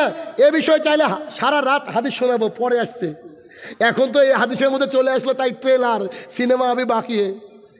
2, রাজুলাতা মিন নিসাই, পুরুষের বেশধারী নারী জান্নাতে যাবে না। যে নারী জিন্সের প্যান্ট পরে, চুল কেটে ছোট করে, ছেলেদের মতো জুতো স্যান্ডেল পায়ে দেয়, ছেলেদের মতো টি-শার্ট পরে, they will not enter to the paradise, তারা জান্নাতে যাবে না। জনাব বলেন কি, আমার মেয়েকে কলকাতায় পাঠিয়েছি, আমার মেয়ে খুব শিক্ষিত নারী, আমার মেয়ের ব্যাপারে বলছেন কি? আপনাকেই বলছি চাচা, আপনার মেয়ে জান্নাতে যাবে না। কেন? জিন্সের প্যান্ট পুরুষ চাইলে পরতে পারে, কিন্তু মহিলা পরতে পারবে না, এটা তার পোশাক না। যদি কোনো মহিলা বলে আমি পৃথিবীর হাইলি এডুকেটেড গার্ল, খুব শিক্ষিত নারী, আল্লাহর কসম করে বলছি ওকে আমার নাম্বারটা দিয়ে দিবেন, আমার কাছে পাঠিয়ে দিবেন, ওকে আমি প্রমাণ করে দেবো যে তুমি ভুল রাস্তায় রয়েছো। কেন? আমেরিকান একজন মহিলা লেডিয়েল ডেলুকা, তো এই ডেনিয়েল লেডুকা আমেরিকান একজন মহিলা, উনি ছিলেন ইসলাম বিদ্বেষী। উনি কোরআনটাকে পড়তেন কেন জানেন? যদি ভুল পাই তো মুসলমানদেরকে সাইজ করব। সূরা তহা খুলেছেন উনি, সূরা তহার মধ্যে দেখছেন big bang theory, how to create this আর্থ, পৃথিবী কী করে সৃষ্টি হলো। পড়েননি বিগ ব্যাং থিওরি? একটা এর সাথে ঘর্ষণ লাগলো, পৃথিবী সৃষ্টি হয়ে গেল। যারা এমনি জেনারেল লাইনে পড়ছেন তারা জানেন। তো বলছি যে আরে 1450 বছর আগে যে লোকটা মরুভূমির মধ্যে থেকে উঠে গেছে, না স্কুল ছিল না মাদ্রাসা ছিল, ওই লোক কোরআনে এই কথা কোত্থেকে লিখলো? তো মহিলা করলো কি, কোরআনকে পড়তে শুরু করলো, বুখারী শরীফ নিয়ে গেল, পড়তে পড়তে পড়তে পড়তে আলহামদুলিল্লাহ সুম্মা আলহামদুলিল্লাহ শেষে ইসলাম গ্রহণ করলো। এই মহিলা ইসলাম গ্রহণ করার পর কি লিখছে শুনেন। ইসলাম গ্রহণ করার পর উনি লিখছেন, those women who always wear shorts and skirts, they always invited to the people, come to my shop which is 24 hours open, whatever you need you can take it from here, it is totally free of cost. মানে বললে মজা পাবেন, মানে বলছি। ওই মহিলা বলছে যদি কোনো মহিলা বুক পিঠ পেট খুলে রাখে, শর্ট পরে স্কার্ট পরে শাড়ি পরে পেট পিঠ বের করে রাখে, সেই মহিলা যেন তার বুকের উপরে পিঠের উপরে সাইনবোর্ড ঝুলিয়ে রাখে, সাইনবোর্ডে লেখা থাকে এরকম, দিস ইজ মাই শপ, এটা আমার দোকান, হোয়াট এভার ইউ নিড, আপনার যা দরকার লাগবে you can take it from here, আপনি এখান থেকে নিতে পারেন, টোটালি ফ্রি অফ কস্ট, টাকা লাগবে না। বুঝেন? মহিলাদেরকে লজ্জা দেওয়ার জন্য বলছে, যে মহিলা শাড়ি পরে দেখিয়ে বেড়ায়, যে মহিলা পেট পিঠ দেখিয়ে বেড়ায়, সে মহিলা যেন পিঠের উপরে সাইনবোর্ড ঝুলিয়ে রাখে যে তোমার যখন যা খুশি চাও, কোনো অসুবিধা নাই, টাকা লাগবে না। আস্তাগফিরুল্লাহ। কথা বুঝছেন? সূরা আহজাবের 59 নম্বর আয়াতে মুহাম্মদ সাল্লাল্লাহু আলাইহি ওয়াসাল্লাম বলছে, হে মুহাম্মদ সাল্লাল্লাহু আলাইহি ওয়াসাল্লাম, তুমি জাতিকে বলে দাও, তুমি তোমার স্ত্রীদেরকে, মুমিনা নারীদেরকে বলো, তারা যখন বাইরে যাবে তাদের দেহটা যেন কমপ্লিটলি ঢেকে দেয়। একই সূরার 53 নম্বর আয়াতে আল্লাহ তাআলা বলছেন, মহিলাদের কাছ থেকে কোনো কিছু চাইতে হলে পর্দার আড়াল থেকে চাইতে হবে, বাড়িতে ঢোকা যাবে না। হাদিস শেষ করি। 2, রাজুলাতা মিন নিসাই, পুরুষের বেশধারী নারী জান্নাতে যাবে না। যে নারী পুরুষের মতো চুল কেটে ছোট করে ছেলেদের মতো করে চলে, সে নারী জান্নাতে যাবে না। 3, আর দায়ুস লা ইয়াদখুলুল জান্নাহ, দায়ুস জান্নাতে যাবে না। সাহাবায়ে কেরাম বললেন, আল্লাহ রাসূল দায়ুস কাকে বলে? রাসূল সাল্লাল্লাহু আলাইহি ওয়াসাল্লাম বললেন, আল্লাযী ইয়াকরু ফি আহলিল খাবাস, যার বাড়ির মহিলারা বেপর্দা, ওই হচ্ছে দায়ুস। যদি এই মেটে গোনার, ভালো করে বুঝবেন, যদি এই মেটে কোনার 20% বুরখা পরে, 80% লোক দায়ুস, এরা জাহান্নামে যাবে। বুলডোজার বুকের উপর দিয়ে গেলে আমার কিচ্ছু করার নাই, যেটা কথা এটা কথা। কেন? দায়ুস কি জিনিস দেখেন। দায়ুস, আমি সৌদি আরবে ছিলাম বেশ কিছুদিন, তো ফিলিপিনের একজন ইঞ্জিনিয়ার, ওর নাম ছিল মিস্টার লুইস পালাভিলা। বাংলাতে বলবো, ও যদি শুনেও তো বুঝবে না, ওর ভাষা হচ্ছে তাগালক আর ইংরেজি দক্ষ। আমি আমার অফিসে বসে আছি, আর উনি এক কাপ কফি নিয়ে উনি আমার সাথে দেখা করতে আসলেন, কোয়ান্টিটি ইঞ্জিনিয়ার। উনি আমাকে এসে বলছে, হাউ আর ইউ ব্রো? আলহামদুলিল্লাহ আই এম ফাইন। উনি আমাকে বলছে, how many girlfriends you have? আমাকে বলছে, তোর গার্লফ্রেন্ড কটা? ও আমাকে বলছে। আমি ওকে বলছি যে তোর কটা রে? তো বলছে অনলি 11, মাত্র 11, মাত্র 11। তার কথাগুলো শোনেন, কাজে লাগবে, কারণ আমি কাজে লাগিয়েছি পরে। আমি বললাম যে আমাদের দেশের পুরুষ, পশ্চিমবাংলা ভারতের পুরুষ, যদি তার বিয়ে হয়ে যায় আর ও যদি কোনো নারীর সাথে রাস্তায় কথাও বলে, আর ওর বউ যদি জানতে পায়, ডু ইউ নো দ্য ব্রুমস, তুই কি ঝাঁটা চিনিস? আমি ওকে বলছি, তুই কি ঝাঁটা চিনিস? Yeah I know the brooms. আমি যে ওইটি পিঠে পড়বে আমাদের, এটা আমাদের দেশের নীতি। তখন উনি আমাকে বলছে যে আমাদের দেশের নীতি হচ্ছে, আমার যেমন গার্লফ্রেন্ড থাকবে, আমার বড় বয়ফ্রেন্ড থাকবে। আমেরিকান কালচারের মানুষ। উনি বলছেন, আমরা যখন কোনো পার্টিতে যাই, পার্টিতে গিয়ে যদি কারোর বউ পছন্দ হয়ে যায়, তার বউটা আমি নিয়ে নিই, আমার বউটা যদি কারোর পছন্দ হয় তো তাকে দিই 1-1.5 ঘন্টার জন্য। আমি বললাম যে আমাদের দেশে গরুর গোস্তের হোটেল পাওয়া যায়, খাসির গোস্তের হোটেল পাওয়া যায়, তোদের দেশের কিসের গোস্তের হোটেল পাওয়া যায়? তো বলছে শুয়োরের গোস্তের হোটেল পাওয়া যায়। আমি কিন্তু ওই বাক্যগুলো বুঝতে পারিনি। ইসলাম নিয়ে পড়াশোনা করতে করতে করতে 2015, 16, 17, 18, 19-এর দিকে এসে দেখছি ও যে কথা বলেছে তা বাস্তব। কেমন? তিন নম্বর শ্রেণীর ব্যক্তি হচ্ছে আর দায়ুস, জান্নাতে যাবে না। বললাম না? বললাম তো। এই দায়ুস এসেছে দিয়াসা শব্দ থেকে। দিয়াসা, দিয়াসাটা হচ্ছে কি, এটা একটা এমন গুণ, এমন একটা গুণ, এটা হচ্ছে শুয়োরের মধ্যে পাওয়া যায়। কেমন?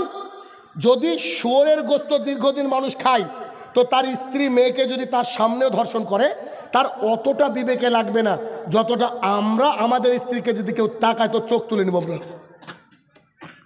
এই জন্য বুঝতে পারছেন কাদের কথা বলছি? এক শ্রেণীর ভাইরা দেখবেন তাদের বউকে জাতির সামনে দেখে আনন্দ পায়, ঠিক আছে না? কারণ ওরা শুয়োরের গোস্ত খায়, তো খেতে খেতে ওদের মধ্যে দিয়ে আসা হয়ে যায়। তখন ভাবলাম, ওহো, লুইস পালাভিলো তো ঠিকই বলেছিল, শুয়োর খেতে খেতে এরাও শুয়োর হয়ে যায়, যার ফলে ওদের স্ত্রীদের সাথে কেউ যদি খারাপ কাজও করে তাদের অন্তরে অত ব্যথা লাগে না। আর ওই দায়ুস দিয়াসা থেকে গেছে কি দায়ুস। তাহলে দায়ুস হচ্ছে কে? যার বউ বিটি বেপর্দা চলে, তারপরে তার অন্তরে আঘাত লাগে না, এর নাম হচ্ছে দায়ুস। এ হচ্ছে জান্নাতে যাবে না। তার মানে দায়ুস এসেছে দিয়াসা থেকে, দিয়াসা থেকে শুয়োরের মধ্যে। তার মানে যার বউ বিটি পর্দা করে না, সোজা কথাই ও শুয়োর। কষ্ট হচ্ছে? হচ্ছে? হয়তো উচিত, হয়তো উচিত, হয়তো আপনি এমন বক্তৃতা শুনেননি। আমার টার্গেট ইনশাল্লাহ আপনাকে পরিবর্তন করবো। এবার গতি এবং নীতি আমার টার্গেট। কারণ আমি অদ্ভুত থেকে ওই দুপুরবেলা বেরিয়েছি, 9টার আশপাশে এসেছি। এত রাস্তা কি করতে আসলাম? ঘোড়ার ডিম করতে আসলাম আমি? আপনাকে যদি কিছু না দিতে পারে, আমি কিছু দেওয়ার জন্য আসলাম। আর যদি ইনকাম করতাম তো কবে বড় বড় বাড়ি গাড়ি হয়ে যেত। 30,000 করে কন্টাক্ট হলে কম হয় রে ভাই? এক রাত ফাঁকা নেই। কালকে ছিল শামশেরগঞ্জ ধুলিয়ান, আজকে আবার আল্লাহ হয়ে গেল 12টা মনে বেজে গেল নাকি, না 12টা বাজেনি। কালকে আবার চলে যাবো আপনারই চাচল, পরের দিন হরিশ্চন্দ্রপুর, বুঝেন, তারপরে দিন আপনার কেলাই, খড়গ্রাম। মানে দিন রাত এরকম করে বেড়াচ্ছি। আবার টিউশনও করাচ্ছি, টিউশনে আমার পেশা, পড়ানো আমার পেশা। চাকরি এদেশে করলে শিরক করতে হবে, বিধায় আমি করি না। কিন্তু আমার হাতে চাকরি করে মানুষ। আমি একেবারে আমার মতো করে ইন্ডিপেন্ডেন্টভাবে, স্বাধীনভাবে আমি ইনকাম করি। কেন? হারাম যদি মিশ্রিত হয় তো ভাগ্যে খারাপ আছে। কথা বুঝেননি? এই যে আমাদের ভাইরা এতগুলা ক্যামেরা, এতগুলা সব লাগিয়েছে, ইনারা যদি ইউটিউব থেকে ইনকাম করে তো ওদেরকে জাহান্নামে দেখা যাবে। দেখে নিন সব চেহারাগুলো, দেখে নিন তো। জানেন, আমি শাহিনুর রহমানের ইউটিউব চ্যানেল আছে, আমার ফেসবুক আছে। আমি যদি ইনকাম করব ভাবতাম, এখান থেকে মিনিমাম 3 থেকে 4 লাখ টাকা ইনকাম করতাম। তো কি করতে আসতাম আপনার এত দূর? বাড়িতে বসে ভিডিও বানাতে পারতাম। দুঃখিত, কেন? মনিটাইজেশন যদি অন থাকে ওখানে খারাপ অ্যাড চলে আসে। আমি নারীর ব্যাপারে বলছি, একটা নারী মদ নিয়ে দাঁড়িয়ে আছে, তাহলে কি হলো? এটা ভালো করে বুঝেন। তাই দিনী ভাইদেরকে বলবো, কলিজার টুকরা ভাইয়ের আমার, ইনকামের রাস্তা দেখে নাও, এরকম করে ভিডিও করো, ছাড়ো। কিন্তু এই ভিডিও যদি কেউ আল্লাহর জন্য ছাড়ে কি হবে বলেন তো?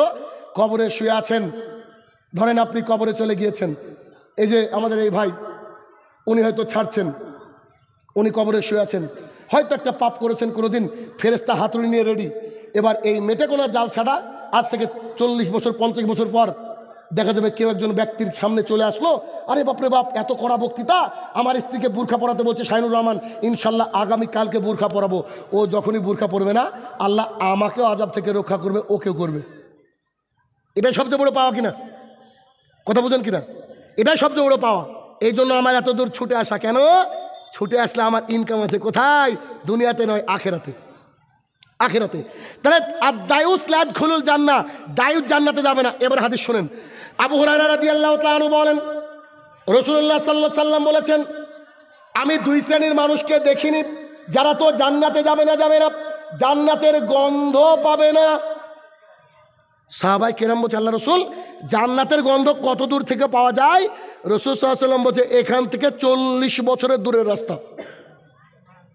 ভাই 40 বছরে কত দূর যাওয়া যাবে?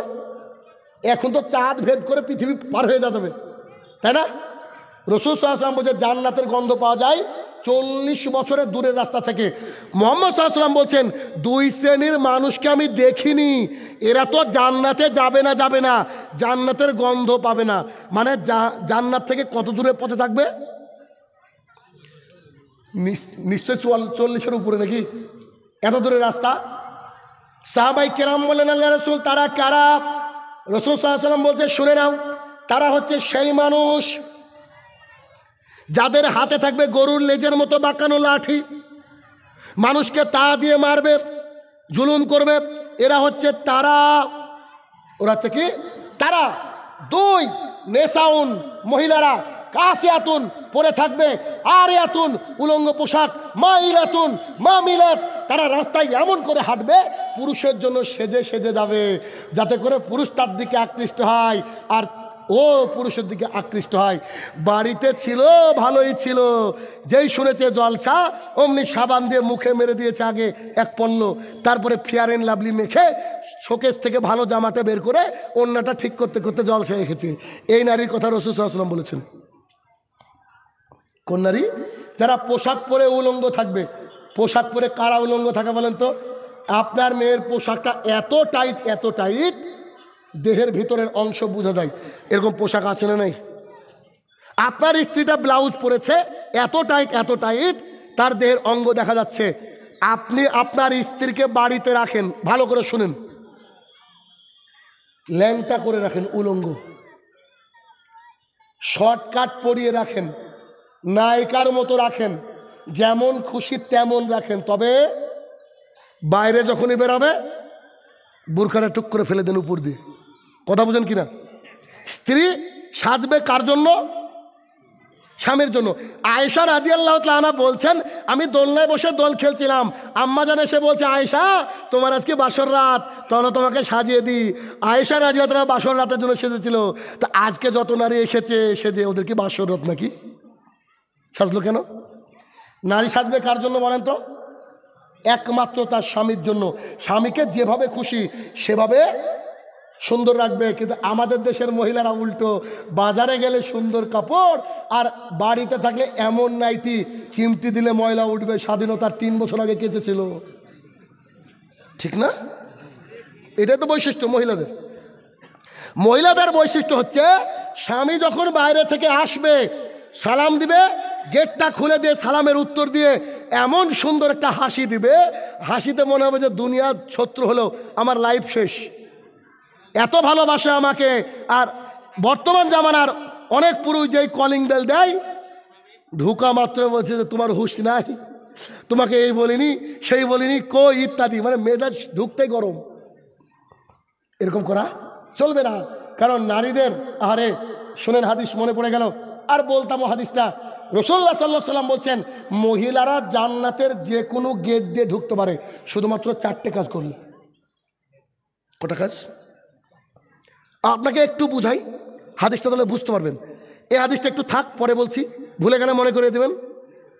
আবু বকর রাদিয়াল্লাহু তাআলা আনহু বলছেন, আমরা সালাত আদায় করলাম মুহাম্মদ সাল্লাল্লাহু আলাইহি ওয়াসাল্লামের পেছনে, ফজরের সালাত আদায় করে তিনি আমাদের দিকে ঘুরে বসে বলছে, সাহাবীরা তোমরা কি জানো আল্লাহ তাআলার জান্নাতের গেট হচ্ছে 8খানা। কখানা গেট? যদি একটা গেট দিয়ে পৃথিবীর সব মানুষ একসাথে ঢোকে, কখন ঢোকে? একসাথে ঢোকে, তাহলে একটা মানুষের সাথে আরেকটা মানুষের গায়ে লাগবে না। তাহলে গেট কত বড় বুঝতে পারছেন? রাসূল সাল্লাল্লাহু আলাইহি ওয়াসাল্লাম বলছে 8খানা গেট রয়েছে, 8টা গেট থেকে এমনও মানুষ আছে তাদেরকে ডাকা হবে, সম্মান এটা মানে 8টা গেট থেকে ডাকা হবে। আবু বকর রাদিয়াল্লাহু তাআলা উঠে দাঁড়িয়ে বলছে, আল্লাহ রাসূল কি আমল করলে 8টা গেট থেকে ডাকা হবে? কোন আমল করলে? তখন মুহাম্মদ সাল্লাল্লাহু আলাইহি ওয়াসাল্লাম বলছে, আবু বকর তুমি বসো, তুমি তাদের মধ্যে একজন। সুবহানাল্লাহ, আবার ভুলে গেছেন। আবু বকর তাদের মধ্যে। যেই আবু বকর নিজে চুজ করতে পারবে কোন গেট দিয়ে যাব, সেই আবু বকরের মতো আপনার স্ত্রীও যে গেট দিয়ে খুশি যেতে পারে। পুরুষের জন্য এই অফারের হাদিস আমার জানা নাই, কিন্তু মহিলাদের জন্য, মা বোনদের জন্য আল্লাহ তাআলা অফার দিয়েছে। কি? মা বোনরা কান খুলে শুনে রাখেন, বেশি কিছু করার দরকার নেই, জান্নাত পেয়ে গেলে তো আর কিছু লাগবে না। সেটা কি? এক, দৈনিক 5 ওয়াক্ত সালাত আদায় করবে, মিনিমাম 17 রাকাত ফরজ নামাজ আদায় করবে। 17 রাকাত ফরজ মানে ফজরের 2, জোহরের 4, আসরের 4, মাগরিব 3 আর ঈশা 4, মিনিমাম 17 রাকাত প্রতিদিন আদায় করতে হবে যে কোনো মূল্যে। 2, রমাদান মাসের সিয়াম করবে, 30টা 29টা যা হবে। যদি ভেঙে যায় ঋতুর কারণে যদি ভেঙে যায় ঋতুর কারণে, মেন্সের কারণে, আগামী রামাদান পর্যন্ত তুলে নেবে যখন খুশি, যেভাবে খুশি। 3, স্বামী যা বলবে তা শুনবে। 4, লজ্জাস্থানের হেফাজত করবে, বুরখা পরবে। এই 4টে কাজ করলে নারীরা কি করবে বলেন তো? জান্নাতের যে কোনো গেট দিয়ে ঢুকতে পারবে। তার মানে নারীরা কি, আমি যে কড়া করে বললাম যার বউ পর্দা করে নিয়েছে শুয়োর, কি কারণে বললাম আপনাকে বুঝাই আমি। আবু হুরায়রা রাদিয়াল্লাহু তাআলা আনহু বলেন, রাসূলুল্লাহ সাল্লাল্লাহু আলাইহি সাল্লাম বলেছেন, ও সাহাবীরা শোনো, এই দুনিয়াটাতে সব সম্পদ। ওই যে শান্তিনিকেতনের ওই সাইড দিয়ে আসলাম, তো ওই শান্তিনিকেতনের ওখানে 1 কাঠা জমির দাম কত গো জানেন কি? কেউ বলতে পারবেন? 10 লাখ। এইরকম 1 কাঠা জমি কলকাতায় কত? হয়তো 1 কোটি। এরকম 1 কাঠা জমি দিল্লিতে হয়তো 5 কোটি। আছে না নাই? শুধুমাত্র ইলেমবাজার বীরভূম নয়, গোটা পৃথিবীটাতে সম্পদ। ভালো করে শুনবেন, রাসূল সাল্লাল্লাহু আলাইহি ওয়াসাল্লাম বলছেন গোটা পৃথিবীটাতে সম্পদ, এর মধ্যে অন্যতম শ্রেষ্ঠ সম্পদের নাম হচ্ছে আলমারাতুস সলেহা, নেককার বউ। নেককার বউ। আর আপনি আপনার বউকে পঞ্চায়েতে ষাঁড়ের মতো ছেড়ে দিয়েছেন, মানে পঞ্চায়েতে ষাঁড় বুঝেন কি? দেখবেন বাজারে একটা হিন্দুরা ষাঁড়কে ছেড়ে দেয়, ও এই দোকানে ফল খায়, ওই দোকানে ফুলকপি খায়, ও চলে বেড়ায়, ওর ঘর নাই ঘাট নাই। ঠিক তেমন করে আপনার আমার স্ত্রী পঞ্চায়েতে ষাঁড় করলে হবে কি? মোহরা না দিলাম আমি, খেতে দিই আমি, তেল কাপড় আমি দিই, আর আমার বউকে অন্যজনা ধাক্কা মারবে, এটা কি সহ্য নিবে? তাই পুরুষকে পুরুষত্বহীনতা হলে হবে না, পুরুষকে কাপুরুষ হতে হবে না, পুরুষকে পুরুষের মতো। আপনার স্ত্রী হীরা নয়, হীরার খনি নয়, তার চেয়ে আরও বেশি মূল্যবান, তাকে একেবারে ঢেকে রাখেন আর বাড়িতে যেভাবে খুশি রাখেন, এটা আপনার ব্যাপার। আমেরিকার একজন বিখ্যাত ব্যক্তিত্ব, তিনি বলছেন, if you want to destroy your society without war, put there adultery. তোমরা যদি সমাজটাকে যুদ্ধ ছাড়া ধ্বংস করতে চাও, তাহলে মহিলাদের পোশাক খুলে নাও। আজকে তার প্রমাণ, আজকে টিকটক থেকে শুরু করে কত কি হচ্ছে কি হচ্ছে না। ওয়াল্লাহি আমি আশ্চর্য হয়ে গেলাম কালকের একটা ঘটনা। কালকে আমি এক জায়গায় গেলাম, ওখানে প্রধান বক্তায় ছিলাম। মসজিদের দোতলায় আমাকে বললে একটু বসেন, রেস্ট করেন, খাওয়া দাওয়া করে উঠবেন। আমি বসে আছি, মোটামুটি কি বলবো, ইনার মতো একজন বয়স্ক মানুষ আমাকে ওনার পরিচয় করে দিলেন একজন পাশে, বুঝে ইনি আমার শিক্ষক, মানে ভালো এজ। আমার একটা ফোন আসলো, আমি কথা বলছিলাম, তো আমি ভাবলাম এত জোরে কে কি দেখছে, একটা নাটক চলছে, নাটক মোবাইলে। কোথায় বসেছিলাম? মসজিদে। ওই ব্যক্তির বয়স কিছু না হলে 60-65 হবে, আমার মতো বড় মানুষের শিক্ষক মানে 60-65। সেই লোক, আমি বলছি কে চালাচ্ছে, সাইডে দেখছি ও টিকটক ভিডিও দেখছে। বুঝতে পারেননি কথা আমার? ওই যে ছোটো ছোটো ভিডিওগুলো আসে না, দেখছার তুলছে, পাশ থেকে কয়েকজন লজ্জা বুঝে, আপনি কি করছেন? বুঝে কই, ইন্না লিল্লাহ। আল্লাহর ঘর মসজিদে বসে আজকে চিন্তা করেন, এই মোবাইল আজকে দেখেন ইহুদি খ্রিস্টানরা আমাদের মধ্যে ঢুকে দিয়েছে। এর দ্বারা উপকার আছে বটে, কিন্তু ক্ষতি অনেক বেশি ভাই, ক্ষতি অনেক বেশি। সলাতে দাঁড়িয়ে গেছে, আল্লাহু আকবার, রিংটোন রেখেছে গান, আর রিংটোন মসজিদে বেজে উঠেছে। নামাজ কি থাকে রে ভাই এখন? তাহলে কি করতে হবে? এগুলাকে আমাদেরকে হিসাব করে ব্যবহার করতে হবে। যেমন করে দেশলাই দিয়ে ভাত রান্না করা হয়, আবার বাড়িও পুড়ে যায়, কিন্তু ভাত রান্না করতে হবে মোবাইল দিয়ে, মোবাইলের সদ্ব্যবহার করতে হবে। তাহলে এখানে বোঝা গেল যে কি, ও একশোর জেনা, চারিদিকে জেনা বেড়ে যাবে। এরপরে রাসূলুল্লাহ সাল্লাল্লাহু আলাইহি ওয়াসাল্লাম বলেন, আমি কিন্তু একটা হাদিস থেকে আছি, কিচ্ছা কাহিনী বলেছি, গল্প বলেছি, সারা রাত না, এরকম যদি বলেন যে 100 রাত বলতে হবে হাদিস, আপনি শেষই করতে পারবেন না। আলহামদুলিল্লাহ বলে চলে যাব। মানুষ যে কেন গজল শিখে, আল্লাহর কসম করে বলছি, আপনি যদি আমাকে বলেন যে একটা গজলে 3টে লাইন বলেন, আমি জানি না। হাদিস 2-10-20 রাত 50 রাত শুনে দেবো এইভাবে আপনাকে টপিকের উপরে। আমি কিন্তু টপিকের বাইরে যাইনি। আপনার সামাজিক রোগ ধরতে খেয়েছি, এগুলো কি সামাজিক রোগ যেগুলো বলছি? কি গো, রোগ তো? আচ্ছা আসেন এবার।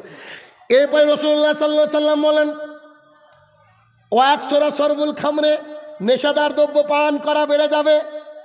হুজুর বলছে যে পান বিড়ি জর্দা গুল সিগারেট মাকরু, বলে কি বলে না? চলে না, আমাদের হুজুরকে জিজ্ঞাসা করি, আমাদের হুজুরের নাম কি দেখেছেন? বুজুর্গ মানুষ, এই জন্য উত্তর দিলেন মুহাম্মদুর রাসূলুল্লাহ সাল্লাল্লাহু আলাইহি সাল্লাম। পৃথিবীর সব আলেমকে শ্রদ্ধা করি, কিন্তু মুহাম্মদ সাল্লাল্লাহু আলাইহি ওয়াসাল্লামের মতো না, দুঃখিত। তিনি যা বলবেন সেটাকে আমরা মেনে নেব। রসুল তো সবচেয়ে বেশি বুঝতেন নাকি? আমরা তো বুঝি না, আলেমরা তো অত বুঝে না। হাদিস শুনেন, একেবারে কাট ছাট ছাড়া সরাসরি বলছি। আন আয়েশা রাদিয়াল্লাহু তাআলা আনহা ক্বালাত, আয়েশা রাদিয়াল্লাহু তাআলা আনহা বলেন, ক্বালা রাসূলুল্লাহ সাল্লাল্লাহু আলাইহি সাল্লাম, রাসূলুল্লাহ সাল্লাল্লাহু আলাইহি সাল্লাম বলেছেন, কুল্লু মুস্কিরিন খামরিন, কুল্লু মানে সব, মুস্কিরিন মানে ইনটক্সিক্যান্ট নেশাদার দ্রব্য, খামরিন মানে মদ, ওয়া এবং কুল্লু, ওয়া এবং কুল্লু সব, মুস্কিরিন ওই নেশাদার দ্রব্য, হারাম হারাম। আচ্ছা, হাদিসটাতে বলা হলো কুল্লু মুস্কিরিন খামরিন ওয়া কুল্লু খামরিন হারাম, প্রত্যেকটা নেশাদার বস্তু মদ আর প্রত্যেকটা মদই হারাম। আচ্ছা, প্রত্যেকটা মানে কি কিছু বাদ থাকে? হ্যাঁ, আপনাদের সুবিধা হতো যদি হাদিসটা এরকম থাকতো। আন আয়েশা রাদিয়াল্লাহু তাআলা আনহা ক্বালাত, ক্বালা রাসূলুল্লাহ সাল্লাল্লাহু আলাইহি সাল্লাম, কুল্লু মুস্কিরিন খামরিন ইল্লা জর্দা, ইল্লা বিড়ি। যদি এরকম থাকতো বোধহয় কিছুটা কাজে আসতো। কিন্তু রাসূলুল্লাহ সাল্লাল্লাহু আলাইহি সাল্লাম কি বলছেন? প্রত্যেকটা নেশাদার বস্তু মদ, আর প্রত্যেকটা মদই হারাম। অতএব পানবিড়ি জর্দা গুল সিগারেট যারা খায় তারা জান্নাতে যাবে না। আমি বলছি না, আমি অনুবাদক, আমি অনুবাদ করছি মুসলিম শরীফের হাদিস। রাসূলুল্লাহ সাল্লাল্লাহু আলাইহি সাল্লাম বলছেন, ইন্নাল্লাহা তাইয়্যিবুন, নিশ্চয়ই আল্লাহ পবিত্র, লা ইয়াকবালু ইল্লা তাইয়্যিবা, নিশ্চয়ই আল্লাহ পবিত্র জিনিসকে ছাড়া গ্রহণ করেন না। আল্লাহ সুবহানাহু ওয়া তাআলা কোরআনুল কারীমের মধ্যে বলছেন, ইয়া আইয়ুহান নাস, হে মানব সকল, কুলু মিম্মা ফিল আরদি হালালান তাইয়্যিবা, পৃথিবীর বুকে আমি যা দিয়েছি তার থেকে তুমি হালাল হালাল বেছে বেছে খাও। ওয়ালা তাত্তারু বিখুতুওয়াতিশ শয়তান, খবরদার শয়তানের পদাঙ্ক অনুসরণ করো না। হিন্দু ঠাকুর দুর্গা পুজো করার সময় বলছে, এক ঠাকুরের সাথে ঘটনা শুনেন। দুর্গা পুজো করার সময় এক হাতে ঘন্টা থাকে না, আর এক হাতে কিছু বেলপাতা নিয়েছে, গঙ্গা জলের মধ্যে চুপিয়ে ঠাকুর তখন মন্ত্র পাঠ করছে, বলছে ওং অন্ধকারমা ভবিষ্যন্তি অসম্ভূতি উপাস্তে একম্বম দেবতা নাস্তে নাস্তি নিহিনি কিঞ্চন। ঠাকুরের মন্ত্র পড়া শেষ। ঠাকুরকে বলছে, জনাব আপনি যেটা মন্ত্রটা পড়লেন একটু বাংলাটা বলা যাবে না? তো বলছে, বাংলা দিয়ে কি হবে? না, আমি তো বিভিন্ন ধর্ম নিয়ে পড়াশোনা করি, একটু বাংলাটা বলেন না। তো বলছে, বাংলা তো জানি না গো। আমি বলি, মানে শোনেন, হ্যাঁ আপনি দাঁড়িয়ে লোক, আপনি বলছে জি। তো বলছে বলেন। আপনি এখন যা বললেন তার মানে ওম শান্তি বর্ষিত হোক, ওরা যেভাবে বলে শান্তি বর্ষিত, আমরা সালাম দিই শান্তি বর্ষিত হোক, এটা বলার পরে বলছে অন্ধকারমা প্রবিশন্তি, ভালো করে শুনবেন, ওই লোক আরও বেশি অন্ধকারের দিকে যাচ্ছে, অসম্ভূতি যারা নিজে হাতে বানায় উপাস্তে তারপরে পুজো করে। কি বলছে? যারা নিজে হাতে বানিয়ে পুজো করে তারা আরও বেশি অন্ধকারের দিকে যায়। ও নিজেই মন্ত্রপাঠ করছে। আমি যে এখনো শেষ হয়নি, কেননা একাম ব্রহ্মা, ব্রহ্মা একজন, ঈশ্বর একজন, দেবতা নাস্তে দ্বিতীয় নাই, নিহিনি কিঞ্চন একটুকু নাই। তো আশপাশে 17 জন কি দুর্গার আশেপাশে। তো ঠাকুর বলছে দেখতে হবে। কি বলছে? দেখতে হবে। হাসতে মন চাইছে? খুব হাসছে তাই না? এবার আপনার আমার ঠাকুরকে বলি, এটা তো ওই ঠাকুর গেল, এই ঠাকুর নেবেন না, আমাদের ঠাকুর দেখেন এবার। আল্লাহু আকবার। সূরা ফাতিহা এত সুন্দর তেলাওয়াত করছে মনে হচ্ছে শেখ সুদেশ। এরপরে আমাদের ঠাকুর তেলাওয়াত করছে, আমাদের মৌলভী সাহেব তেলাওয়াত করছে, ইয়া আইয়ুহাল্লাযীনা আমানু ইন্নামাল খামরু ওয়াল মাইসির ওয়াল আনসাবু ওয়াল আজলামু রিজসুম মিন আমালি শাইতান। পড়ে কি পড়ে না? আমাদের হুজুর এইটা পড়ে এসে মসজিদ থেকে বাড়িতে বাইরে এসে মুদিখানার দোকানে দাঁড়িয়ে বলছে 350 একখান মারেন তো, বলে না? জর্দা দিয়ে পান দেন, বলেন কি বলে না? ওই ঠাকুর যেমন ধর্ম বুঝে না, আমাদের হুজুরও ধর্ম বুঝে না। এই ঠাকুর যেমন ধর্ম বুঝে না, আমাদের হুজুর ধর্ম বুঝে না। হুজুর এখন যে বাক্যটা বলে আসলো এর মানে কি জানেন? নিশ্চয় পান বিড়ি জর্দা গুল সিগারেট হচ্ছে না পাক, শয়তানের বস্তু, এটাকে তোমরা গ্রহণ করো না। একই জিনিস কিনা? একই জিনিস কিনা? তার মানে এখানে মাঝে একটু কথা বলে দিই। তার মানে হিন্দুদেরকে হিন্দু হতে গেলে কালেমা পড়তে হয়, মুসলমানকে কালেমা পড়তে হয়, আর হিন্দুদেরকে হিন্দু হতে গেলে ব্রহ্মসূত্র পড়তে হয়। ব্রহ্মসূত্রটা কি একটু আগে বললাম, একাম ব্রহ্মা, ব্রহ্মা একজন, দিউতা নাস্তে, দ্বিতীয় নাই, নিনি কিনছেন একটুকু নাই, তাহলে ভগবান কজন? একজন। আর আমাদের ইসলাম ধর্মে কি আছে? আশহাদু আল্লা ইলাহা ইল্লাল্লাহ ওয়া আন্না মুহাম্মাদুর রাসূলুল্লাহ, আল্লাহ ছাড়া কেউ মাবুদ নেই, হক মাবুদ নেই, মুহাম্মদ সাল্লাল্লাহু আলাইহি ওয়াসাল্লাম তার প্রেরিত বান্দা এবং রসুল। এটাকে যে বলে, যে ভাষায় বলুক না কেন, সেই ব্যক্তিকে বলা হয় মুসলমান, বলা হয় তো। তাহলে হিন্দুরা ব্রহ্মসূত্র পড়ে কালেমা তাদের, তাহলে তারা ভগবান কজনকে স্বীকার করে? এক। তো তারা যদি খালি নবীকে স্বীকার করে তাহলে তো মুসলমান, মুসলমান কিনা? আসেন একটু দেখি ভবিষ্য পুরাণ 3 নম্বর অনুচ্ছেদ, 3 নম্বর খণ্ড, 3 নম্বর পর্ব, মুখস্থ করে যেতে হবে। ভবিষ্য পুরাণ 18 প্রকারের পুরাণ আছে। ভবিষ্য পুরাণ 3 নম্বর অনুচ্ছেদ, 3 নম্বর পর্ব, 3 নম্বর খণ্ড, 5 এবং 6 নম্বর মন্ত্র। কত নম্বর মন্ত্র? 5 এবং 6 নম্বর মন্ত্র। এ মন্ত্র বললে তো বিশ্বাস করবেন না, দিনরাত বলে আসছি, আছে কিন্তু দেখে না ওরা, বুঝতে পারেন না। সুদের কথা কি কোরআনে নাই? তা আপনার বউ যে ওই যে গ্রুপে চলে যায় কেন? লজ্জা নাই? কাপুরুষ বউকে বিয়ে করে খেতে দিতে পারবে না, তো তোমাকে বিয়ে করতে আল্লাহ রসুল নিষেধ করেছে। রসুল সাল্লাল্লাহু আলাইহি ওয়াসাল্লাম বলছে, ইয়া মাশশারা শাবাব মান ইসতাতা মিনকুমুল বায ফালিয়াতাজাওয়াজ। এই যুবকের দল শোনো, তোমার ক্ষমতা থাকলে বিয়ে করো। ক্ষমতা মানে শীতকালে বউকে জড়িয়ে ধরে শোয়া ক্ষমতা নাকি? ক্ষমতা মানে আপনি ইনকাম করবেন, বউ খালি খাবে। আপনি ইনকাম করতে পারেন না, বউকে পাঠিয়ে দিয়েছেন বন্ধনে, কিস্তিতে ইত্যাদি, মরেন না, খেতে বুঝেন কি? এই যে বাস টাস ফাড়ে, আমার ওখানে খেতে বলে, খেতে গরু টরুরি পুঁতে কি বলেন ওটাকে? হ্যাঁ, মুই গোঞ্জ, গোঞ্জটা না, গোঞ্জকে জাদি মারে, ওটা কি? আম্বার, আম্বার পড়বে কবরে, জান না। হাতুড়ি, হাতুড়ি ভালোবাসায় ওটাকে হাতুড়ি বলে, হ্যামার ইংরেজিতে, কিন্তু আমাদের ওখানে খেইটি বলা হয়, খেইটি। তো ওটা পড়বে কবরে, যান। এবার ওইখানে কি রয়েছে? 5 এবং 6 নম্বর মন্ত্রতে বলা হচ্ছে, দেখেন অসাধারণ মন্ত্র। আমি খালি বলি, আল্লাহ হিন্দু ভাইরা যদি তাদের ধর্মগ্রন্থটা পড়তো কতই না ভালো হতো, কিন্তু তারা তাদের ধর্মগ্রন্থ পড়ে না, আমরা মুসলমান আমাদের ধর্মগ্রন্থ পড়ি না, ঠিক কিনা? বেশিরভাগ মানুষই পড়ি না। যদি পড়তাম ওইদিকে আমরা যেতাম না। কি বলা হচ্ছে? মুহাম্মাদিতি খ্যাত শিষ্য শাখা সমন্বিত পশ্চাৎ মহাদেবা মরুস্থল নিবাসী নম। হুবু হু পাবেন, একটা বাক্য এদিক ওদিকে পড়লে শাইনুর রহমানের গলাকে জবাই করে দেবেন ইনশাল্লাহ। মানে বলছি, মানে জানতে হবে, জানাম নিলে হবে না। মুহাম্মাদিতি খ্যাত, মুহাম্মদ নামে একজন বিখ্যাত ব্যক্তি আসবে, মুহাম্মদ নামে একজন বিখ্যাত ব্যক্তি আসবে, শিষ্য শাখা সমন্বিত, তার সাথে থাকবে তার শিষ্যরা, আবু বকর রাদিয়াল্লাহু তাআলা আনহু, উমর রাদিয়াল্লাহু তাআলা আনহু, ওসমান রাদিয়াল্লাহু তাআলা আনহু। ছিল কি ছিল না? শিষ্য শাখা সমন্বিত পশ্চাৎ মহাদেবা মরুস্থল নিবাসী। ওই মহাদেব আসবে মরুভূমির মধ্যে থেকে, তাকে নমস্কার। এই মহাদেবের নাম কি? মুহাম্মদ রাসূলুল্লাহ সাল্লাল্লাহু আলাইহি সাল্লাম। তাহলে এইটা যদি কোনো হিন্দু পড়ে নাই, তো তলে তলে সে মুসলমানই হয়ে গেল। ভগবান একজন, নবী মুহাম্মদ সাল্লাল্লাহু আলাইহি সাল্লাম। এই জন্য শুরুতে বলেছিলাম একটা বাক্য, মনে করেন তো, যে রাসূল সাল্লাল্লাহু আলাইহি সাল্লাম শুধুমাত্র মুসলমানদের নবী নয়, কুল কায়নাতের নবী, কুল কায়নাতের নবী। কথা বোঝা গেল? আচ্ছা, তাহলে কি হলো? বললাম নেশাদার দ্রব্য পান করা বেড়ে যাবে, কিন্তু মানুষ কি করবে? নাম দিবে আলাদা আলাদা। নাম দেয়নি এখন? নাম দিবে আলাদা আলাদা, কিন্তু যারা এই নেশাদার দ্রব্য পান করবে তারা জান্নাতে যাবে না। রাসূল সাল্লাল্লাহু আলাইহি ওয়াসাল্লাম বলছেন কি? আন আবি হুরায়রা রাদিয়াল্লাহু তাআলা আনহু قال قال রাসূলুল্লাহ সাল্লাল্লাহু আলাইহি ওয়াসাল্লাম, আবু হুরায়রা রাদিয়াল্লাহু তাআলা আনহু বলেন, রাসূলুল্লাহ সাল্লাল্লাহু আলাইহি ওয়াসাল্লাম বলেছেন, লা ইয়াদখুলুল জান্নাতা লাহামুন, ওই গোশত জান্নাতে যাবে না, গুজিয়া বিল হারাম, যে ব্যক্তি হারাম খেয়ে গড়ে উঠেছে। আবু দাউদের হাদিস, রাসূল সাল্লাল্লাহু আলাইহি ওয়াসাল্লাম বলছেন, 1 টাকা সুদ খেলে 70টা পাপ হয়। কটা পাপ গো? 70টা পাপ হয়। খুব ভালো করে শুনবেন, হাদিসটা বলতে আমার খারাপ লাগে গো, তারপরে বলতে হয়। কেন? আপনাকে পরিবর্তন হতে হবে। কালকের বক্তৃতা শেষে নামলাম, ফেসবুক লাইভের কমেন্টে দেখছি একজন পাঠিয়ে লিখেছে সৌদি আরব থেকে, যে আপনার বক্তৃতা শোনার পরে সিগারেট ছেড়ে দিয়েছে। দেখি এলাকার মানুষ কজন ছাড়ে। এই হাদিসটা শোনেন তো, আমার কষ্ট হয় বলতে। এত কঠিন হাদিস আমি পাইনি। মুহাম্মদ সাল্লাল্লাহু আলাইহি ওয়াসাল্লাম বলেছেন, আমার জানা নেই।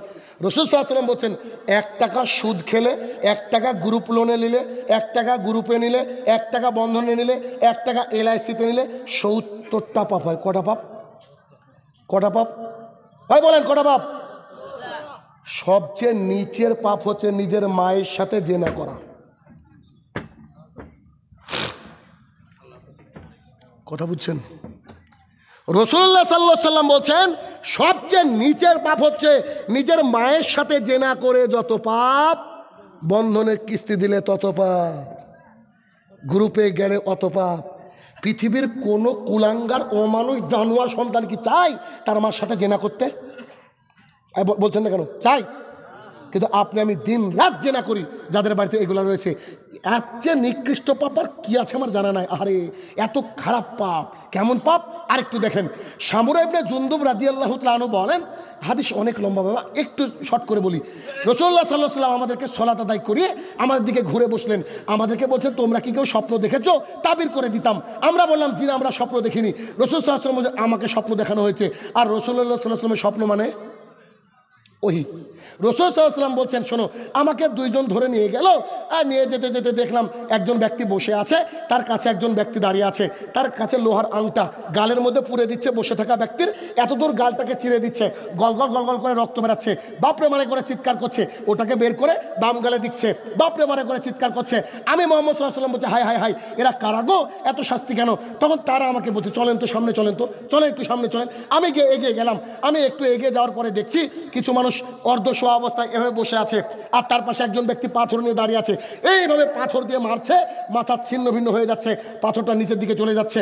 আবার ওখান থেকে নিয়ে আসতে আসতে মাথা রেডি, আবার মারছে। মুহাম্মদ সাল্লাল্লাহু আলাইহি ওয়াসাল্লাম বলছে হাই হাই হাই, আরে এরা কি পাপ করেছে গো, এত শাস্তি কেন? তারা বলছে চলো তো, চলেন তো সামনে, চলেন তো। আমি আর একটু সামনে চলে গেলাম। আমি গিয়ে দেখছি দুজন ব্যক্তি, মানে একটা ওই তন্দুরি তৈরি করাই, যেমন কুঠি কুঠি বলে আমাদের এলাকায়, ওই রকম একটা দাও দাও করে আগুন জ্বলছে। নারী আর পুরুষ দড়া ধরে আছে উলঙ্গ। আগুনটা এত দ্রুত উঠছে, আগুনের সাথে সাথে নারী পুরুষ উঠছে, আগুনটা নেমে যাচ্ছে, এরা নিচে নেমে যাচ্ছে। রাসূল সাল্লাল্লাহু আলাইহি ওয়াসাল্লাম বলছে হাই হাই হাই, এরা কারা গো? তারা বলছে চলেন তো সামনে, চলেন তো। আমি আবার তাদের সাথে সামনে চলতে শুরু করলাম। এরপরে দেখছি একটা রক্তের সমুদ্র, একটা রক্তের নদী। ওই রক্তের নদী বেয়ে চলে আসছে, আর ওইখানে একজন ব্যক্তি দাঁড়িয়ে আছে। যখনই উঠতে যাবে ওর মুখের মধ্যে একটা পাথর পুরে দিচ্ছে। আমি বললাম হাই হাই হাই, এরা কারা গো? রাসূল সাল্লাল্লাহু আলাইহি ওয়াসাল্লামকে তারা বলছেন চলেন তো সামনে, চলেন তো। আমি সামনের দিকে গেলাম। সামনের দিকে গিয়ে একটু গিয়ে দেখছি বিশাল বড় বাগান। এত বড় বাগান আমি জীবনে দেখিনি। সুন্দর একটা বাগান, বাগানের একটা বিশাল বড় গাছ, তার চলে একজন ব্যক্তি বসে আছে, তার পাশে বাচ্চা বাচ্চা ছেলেরা খেলাধুলা করছে। আমি সেখান থেকে গেলাম। তারপরে তারা আমাকে বলল চলেন একটু গাছের উপরে উঠি। তার আগে দেখছি একজন লোক আগুনকে রেডি করছে, খুব মনোযোগ সহকারে আগুনকে রেডি করছে। আমি বললাম এটা কারা? তো তারা বলছে চলেন তো, উঠেন তো, এই গাছে উঠেন তো। আমি গাছে উঠে দেখছি একটা সুন্দর ঘর, এমন ঘর আমি দেখিনি। ওখানে দেখছি নারী পুরুষ একাকার হয়ে আছে, সব নারী পুরুষ ওখানে আছে। আমি বললাম এটা? তো তারা বলছে উপরে চলেন তো। আমি উপরে গেলাম, আর একটা ঘর দেখলাম। তারপর আর একটা ঘর আমি যখন দেখলাম, আমি বললাম যে ওটা কার? পৃথিবীর একজন বিখ্যাত মানুষের ঘর। চলেন ওখানে যাই। বলছে না, আপনাকে এখন নিয়ে যাওয়া হয় না, আপনি যাবেন। সুবহানাল্লাহ, এটা একটা হাদিস, একটা হাদিস। সুর শায়রি কখনই বা করবো, গজল কখন মুখস্থ করবো বলেন তো? এখনো তো ওই আনাসের হাদিস এখনো শেষ করতে পারিনি, বুঝতে পারছেন কি? শুরুর যে হাদিসটা, এই হাদিসটার অর্থ শুনে নেবার। এবার রাসূল সাল্লাল্লাহু আলাইহি ওয়াসাল্লামকে সারা রাত্রি দেখানো ঘটনা এবার মুহাম্মদ সাল্লাল্লাহু আলাইহি ওয়াসাল্লাম আপনাদেরকে জানাচ্ছেন কিভাবে। রাসূল সাল্লাল্লাহু আলাইহি ওয়াসাল্লাম বলছে যাওয়ার সময় যে প্রথম ব্যক্তি বসেছিল এই সাইড দিয়ে ঢুকিয়ে ফেরে ফেলছিল। এরা কারা জানেন? এরা হচ্ছে গীবতকারী আর দুনিয়ার বক্তারা। বক্তা বলছে বাম হাতে খাওয়া চলবে না, বাম হাতে খাই শয়তান। বক্তা খেতে বসে বাম হাতে গ্লাস ধরেছে। বক্তা বলছে যে ফজরের নামাজ না পড়লে মানুষ মুসলমান থাকে না। বক্তার 3 বছর হলো ফজরে মসজিদে যায়নি। আছে না নাই? যারা গীবত করে, যারা এভাবে নিজে যা কথা বলে তা মানে না, তাদের জন্য কবরে কি করা হচ্ছে? গালটাকে ফেলে দেওয়া হচ্ছে। ও আচ্ছা আচ্ছা আচ্ছা, ঠিক আছে ঠিক আছে। পরের ব্যক্তিকে যার মাথাটা ভেঙে দেওয়া হচ্ছিল, রাসূল সাল্লাল্লাহু আলাইহি ওয়াসাল্লাম পরের ব্যক্তি হচ্ছে সেই যে কোরআন জানার পরেও ফজরে উঠে মসজিদে যেত না। ফজরে মুসল্লির সংখ্যা বলেন, তাড়াতাড়ি বলেন। ফজরে মুসল্লির সংখ্যা বলেন। মান তারাকা সালাতান মুতাম্মিদান ফাকাদ কাফারা। যে ব্যক্তি ইচ্ছে করে এক ওয়াক্ত সালাত ছেড়ে দেবে, এ ব্যক্তি কাফের। আল্লাহি, এ ব্যক্তি কাফের। জমহুর উলামাদের এটাই মত, সাহাবায়ে কেরামের ইজমা, যদি কোনো ব্যক্তি ইচ্ছে করে সালাত ছেড়ে দেয় তৎক্ষণাৎ কাফের। ওকে আবার আস্তাগফিরুল্লাহ ওয়া আতুবু ইলাইহি বলে, আশহাদু লা ইলাহা ইল্লাল্লাহ বলে আবার সালাত শুরু করতে হবে আগামী দিনে। কথা কি বুঝতে পারছেন? এই কপাল নামক কলম দিয়ে মসজিদ নামক খাতাতে দৈনিক 5 ওয়াক্ত সিগনেচার করতে হবে। খালি শুকুর আলী হয়ে আল্লাহর কাছে গিয়ে দেবে নাম চণ্ডীদাস। আব্দুর রহমান ভোটার কার্ডে, আধার কার্ডে, খাদ্য সুরক্ষায়, পাসপোর্টে সব আব্দুর রহমান। আল্লাহর কাছে গিয়ে আল্লাহ বলছে চণ্ডীদাস কাকে ডাকে ভাই? তোকে ডাকছি রে বাবা। আল্লাহ তাআলা বলবে। তো যারা ফজরে ঘুমিয়ে থাকে তাদের কি হবে? আমি রাত 12টার পরে বক্তৃতা দিই না, কেন জানেন? কারণ আপনার ফজর মিস হলে আমাকে তো ছাড়বে না আল্লাহ। কথা বুঝেন কিনা? এই জন্য বেশি রাত পর্যন্ত জলসা করতে না, 11টা হলে আলহামদুলিল্লাহ আরও ভালো। তো কি এরপরে রাসূল সাল্লাল্লাহু আলাইহি ওয়াসাল্লাম বলছে আচ্ছা আচ্ছা আচ্ছা ঠিক আছে। এরপরে কি দেখলাম? এরপরে দেখলাম যে নারী পুরুষ কি হয়েছে? জড়া ধরে আছে। নারী পুরুষ জড়া ধরে আছে, উপরের দিকে উঠছে আর নিচে নামছে। এরা কারা? এরা হচ্ছে দুনিয়ার জেনাকারিনী। চোখের জেনা, চোখ দিয়ে দেখা মনে আছে না? সহবাস করলে জেনা হয় এমনটা নয়, চোখ দিয়েও জেনা করা হয়, অন্তর দিয়ে কল্পনা করা হয়। এরপরে রাসূল সাল্লাল্লাহু আলাইহি ওয়াসাল্লামকে বলা হলো তারা ওই ঘটনাটা কি? তো ওইটা হচ্ছে যারা দুনিয়ার বুকে বন্ধন ছিল, যার বাড়িতে যারা গ্রুপে কাজ করতো, তারা রক্তের নদীতে ফেলে দিয়ে যা ডাঙায় আসতে যাচ্ছে তার মুখের মধ্যে পাথর দিয়ে দেওয়া হচ্ছে। কথা কি বুঝতে পেরেছেন আমার? হাদিসে মুসলিম শরীফের, কুড়াল দিয়ে কাটতে পারবেন না হাদিসকে। বাদ বাকি অংশ বলে দিই, যেহেতু অদ্দূর বললাম। এরপরে মুহাম্মদ সাল্লাল্লাহু আলাইহি ওয়াসাল্লাম বলছে আমি ঢুকলাম, আমি বললাম এটা কে? বলছে এটা হচ্ছে জাতির পিতা ইব্রাহিম আলাইহিস সালাম। ওনাকে সালাম করে ওনার আশপাশে যে ছোট ছোট বাচ্চারা, এরা হচ্ছে জান্নাতি মানুষ। আর মুহাম্মদ সাল্লাল্লাহু আলাইহি ওয়াসাল্লাম বলছে আমি আরেকটু গিয়ে দেখলাম যে জাহান্নামে আগুনকে রেডি করা হচ্ছে না, তো তারা বলে দিলেন এটা হচ্ছে জাহান্নামের ফেরেশতা মালিক, একে আগুনকে রেডি করতে বলা হয়েছে, কিয়ামতের দিনে একে আগুন দিয়ে আমাদেরকে সাইজ করবে। বেদিন বেঈমান কাফেরকে আগুন দিয়ে সাইজ করে জাহান্নামের আগুন। এরপরে মুহাম্মদ সাল্লাল্লাহু আলাইহি ওয়াসাল্লাম বলছে আমাকে একটা ঘরে উঠালো, ওটা হচ্ছে জান্নাতীদের কমন রুম। তারপরে সুন্দর ঘরটাতে উঠালো, ওটা হচ্ছে শহীদদের রুম। এরপরে মুহাম্মদ সাল্লাল্লাহু আলাইহি ওয়াসাল্লাম বলছে ওই ঘরটাতে খুব সুন্দর লাগছে, ওটাতে যাওয়া যাবে না? তো তারা দুজন বলছে যে এটা হচ্ছে মুহাম্মদ সাল্লাল্লাহু আলাইহি ওয়াসাল্লামের ঘর, তো আমাকে একটু দেখানো যায় না? বলছে জি না, আপনাকে দেখানো যাবে না, আপনি মারা যান তারপরে ওখানে থাকবেন। এরপরে মুহাম্মদ সাল্লাল্লাহু আলাইহি ওয়াসাল্লাম তোমরা কারা এতক্ষণ আমাকে এই করে নিয়ে বেড়ালা? বলছে আমি জিবরাইল আর ও হচ্ছে মিকাইল। কথা বুঝেছেন? দুজন ফেরেশতা। তা হাদিসের সারমর্ম কি বুঝলেন? রিলেটেড টপিকে যে যারা সুদ খায়, সুদ দেয়, সুদের সাথে সম্পৃক্ত, তাদেরকে কবরের মধ্যে রক্তের নদীতে ফেলে দিয়ে এরকম শাস্তি দেওয়া হবে। আর একটা হাদিস, আবু দাউদ তিরমিজির হাদিস, রাসূল সাল্লাল্লাহু আলাইহি ওয়াসাল্লাম বলছেন যে কোনো একজন ব্যক্তি যদি 1 টাকা সুদে নেয়, বন্ধনে নেয়, গ্রুপ লোনে নেয়, সে ব্যক্তি 36 জন নারীর সাথে জেনা করে যে পাপ, 1 টাকা সুদ খেলে সেই পাপ হয়। কথা বুঝছেন আমার? এগুলো করা যাবে? আয়েশা রাদিয়াল্লাহু তাআলা আনহা বলেন আমার বাবা আবু বকরের কাছে একটা চাকর থাকতো, সে মাল সামান এনে এনে রাখতো, আমার বাবা গুছিয়ে রাখতেন। একদিন সেই চাকরটা কিছু খাবার এনেছে, আমার বাবা আবু বকর খাবারটা 1 লুকমানেই খেয়ে ফেলেছে। চাকরটা বলছে আবু বকর আপনি যে খাবারটা খেলেন, তো ওই জাহালাতের জামানায় মানুষের হাত দেখে ভাগ্য গণনা করতাম, তা আমি একজনের দিয়েছিলাম, আমার হাদিয়া দেয়নি, আজকে হাদিয়া দিয়েছে। আয়েশা রাদিয়াল্লাহু তাআলা বলছেন আমার বাবা আবু বকর আঙুলটা গলার মধ্যে ঢুকে পুরো বমি করে সব তুলে ফেললো। কে তুলে ফেললো? নাম বলেন। আবু বকর যদি দাড়ি চেঁচে ফেলেন জান্নাতি, নামাজ না পড়লো জান্নাতি, যাই কিছু করুক জান্নাতি। কেন? সার্টিফিকেট অলরেডি গ্রান্টেড, তাই না? আবু বকর এমন একজন সঙ্গী, যদি আবার কোনোদিন আসি রসুলের ভালোবাসার উপরে বক্তৃতা শোনাবো। আবু বকর রাদিয়াল্লাহু তাআলা এমন একজন সঙ্গী, দুনিয়াতেও সঙ্গী, মারা যাওয়ার পরেও পাশে শুয়ে আছে, আর কিয়ামতের মাঠেও সাথে থাকবে। ইনেছেন আবু বকর রাদিয়াল্লাহু তাআলা আনহু। তাহলে কি হলো? হারাম ইনকাম করা যাবে না। আপনি দিন রাত আল্লাহর কাছে দোয়া করেন, আল্লাহ আমাকে তুমি হারাম থেকে দূরে রাখো, হালাল হালাল খেয়ে পৃথিবীর মায়া থেকে ত্যাগ করতে হবে। শেষে একটা হাদিস বলবো এই বিষয়ের উপরে, শেষে একটা হাদিস বলবো, এই হাদিসকে আপনি এদিক ওদিকে করতে পারবেন না, কিছু করার রাস্তা নাই। দেখেন তো একেবারে হুবহু বাক্য দেখেন।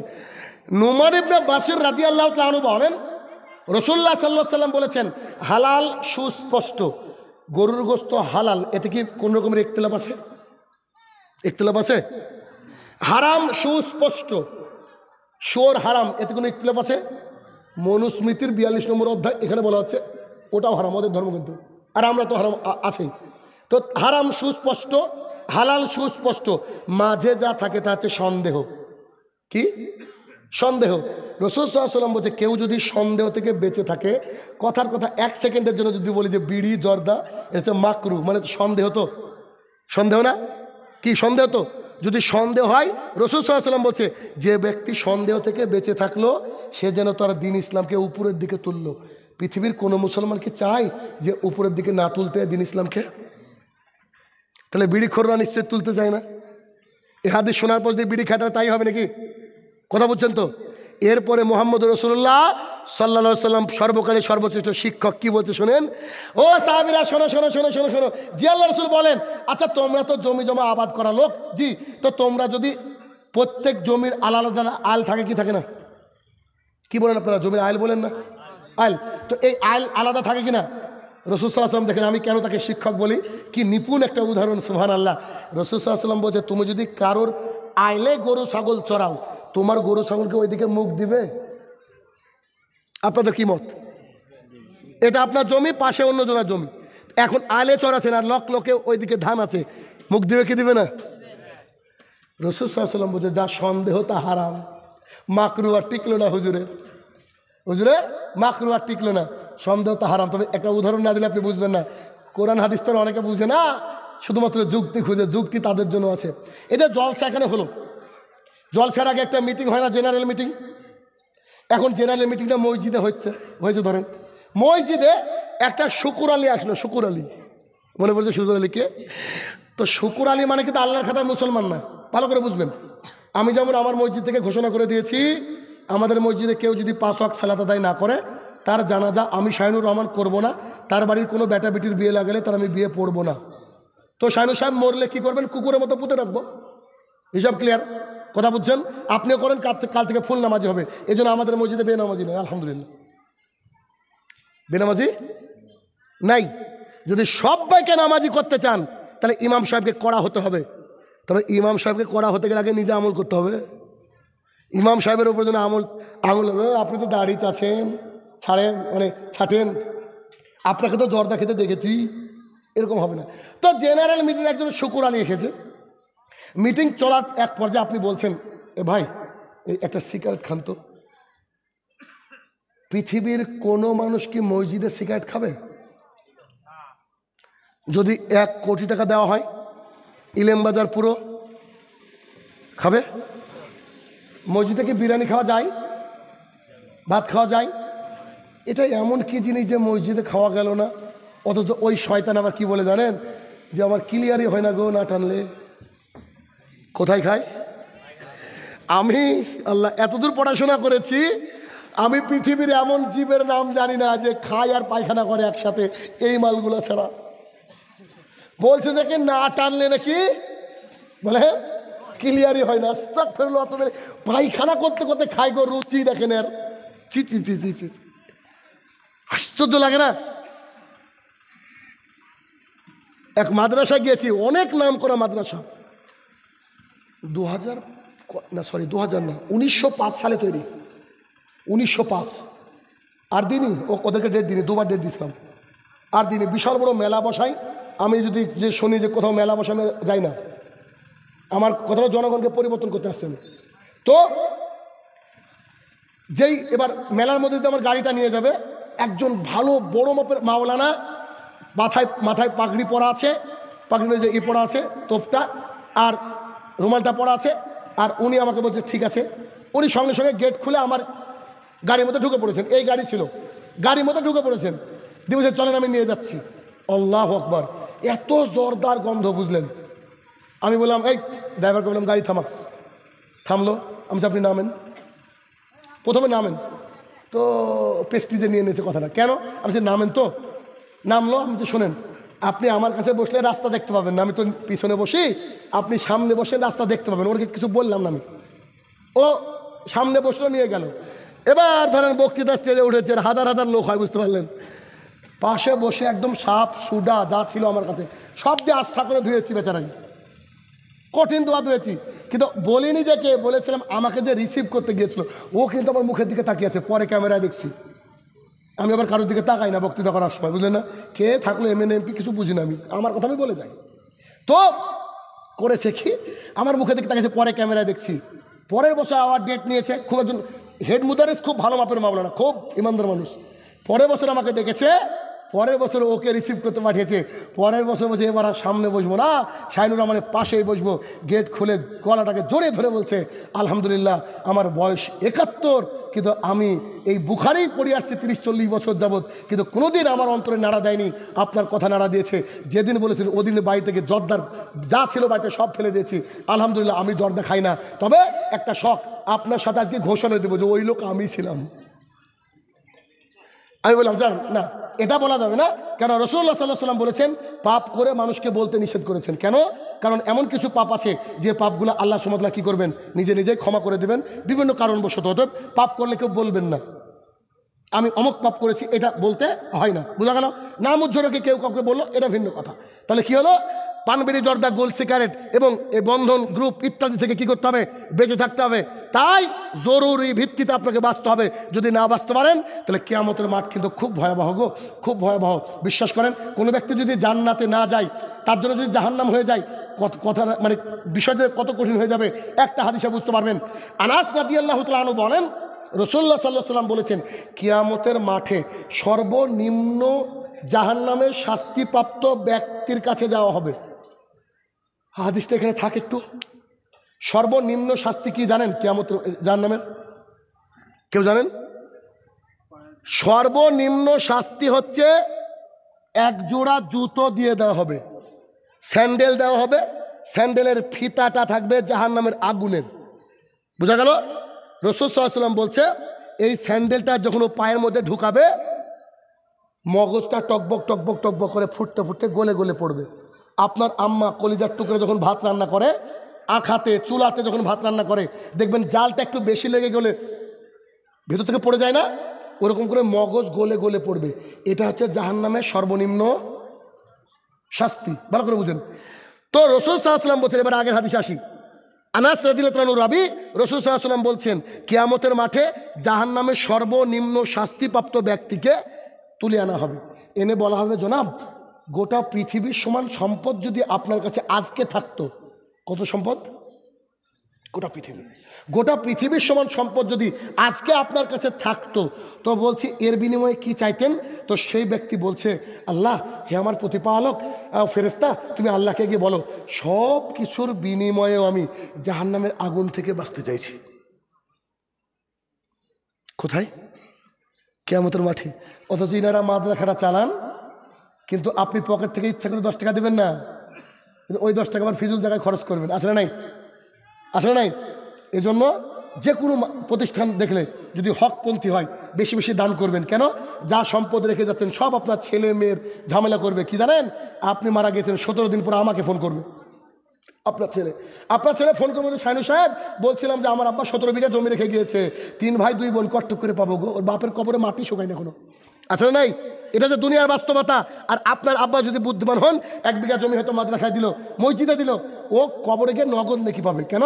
রাসূল সাল্লাল্লাহু আলাইহি ওয়াসাল্লাম বলছে আর সাদকাতু বুরহান, দান হচ্ছে দলিল। রাসূল সাল্লাল্লাহু আলাইহি ওয়াসাল্লাম বলছে আল্লাহ যদি কারোর উপরে রেগে থাকে, তাহলে যদি দান করে সঙ্গে সঙ্গে আল্লাহর রাগটা কি হয়? শেষ হয়ে যায়।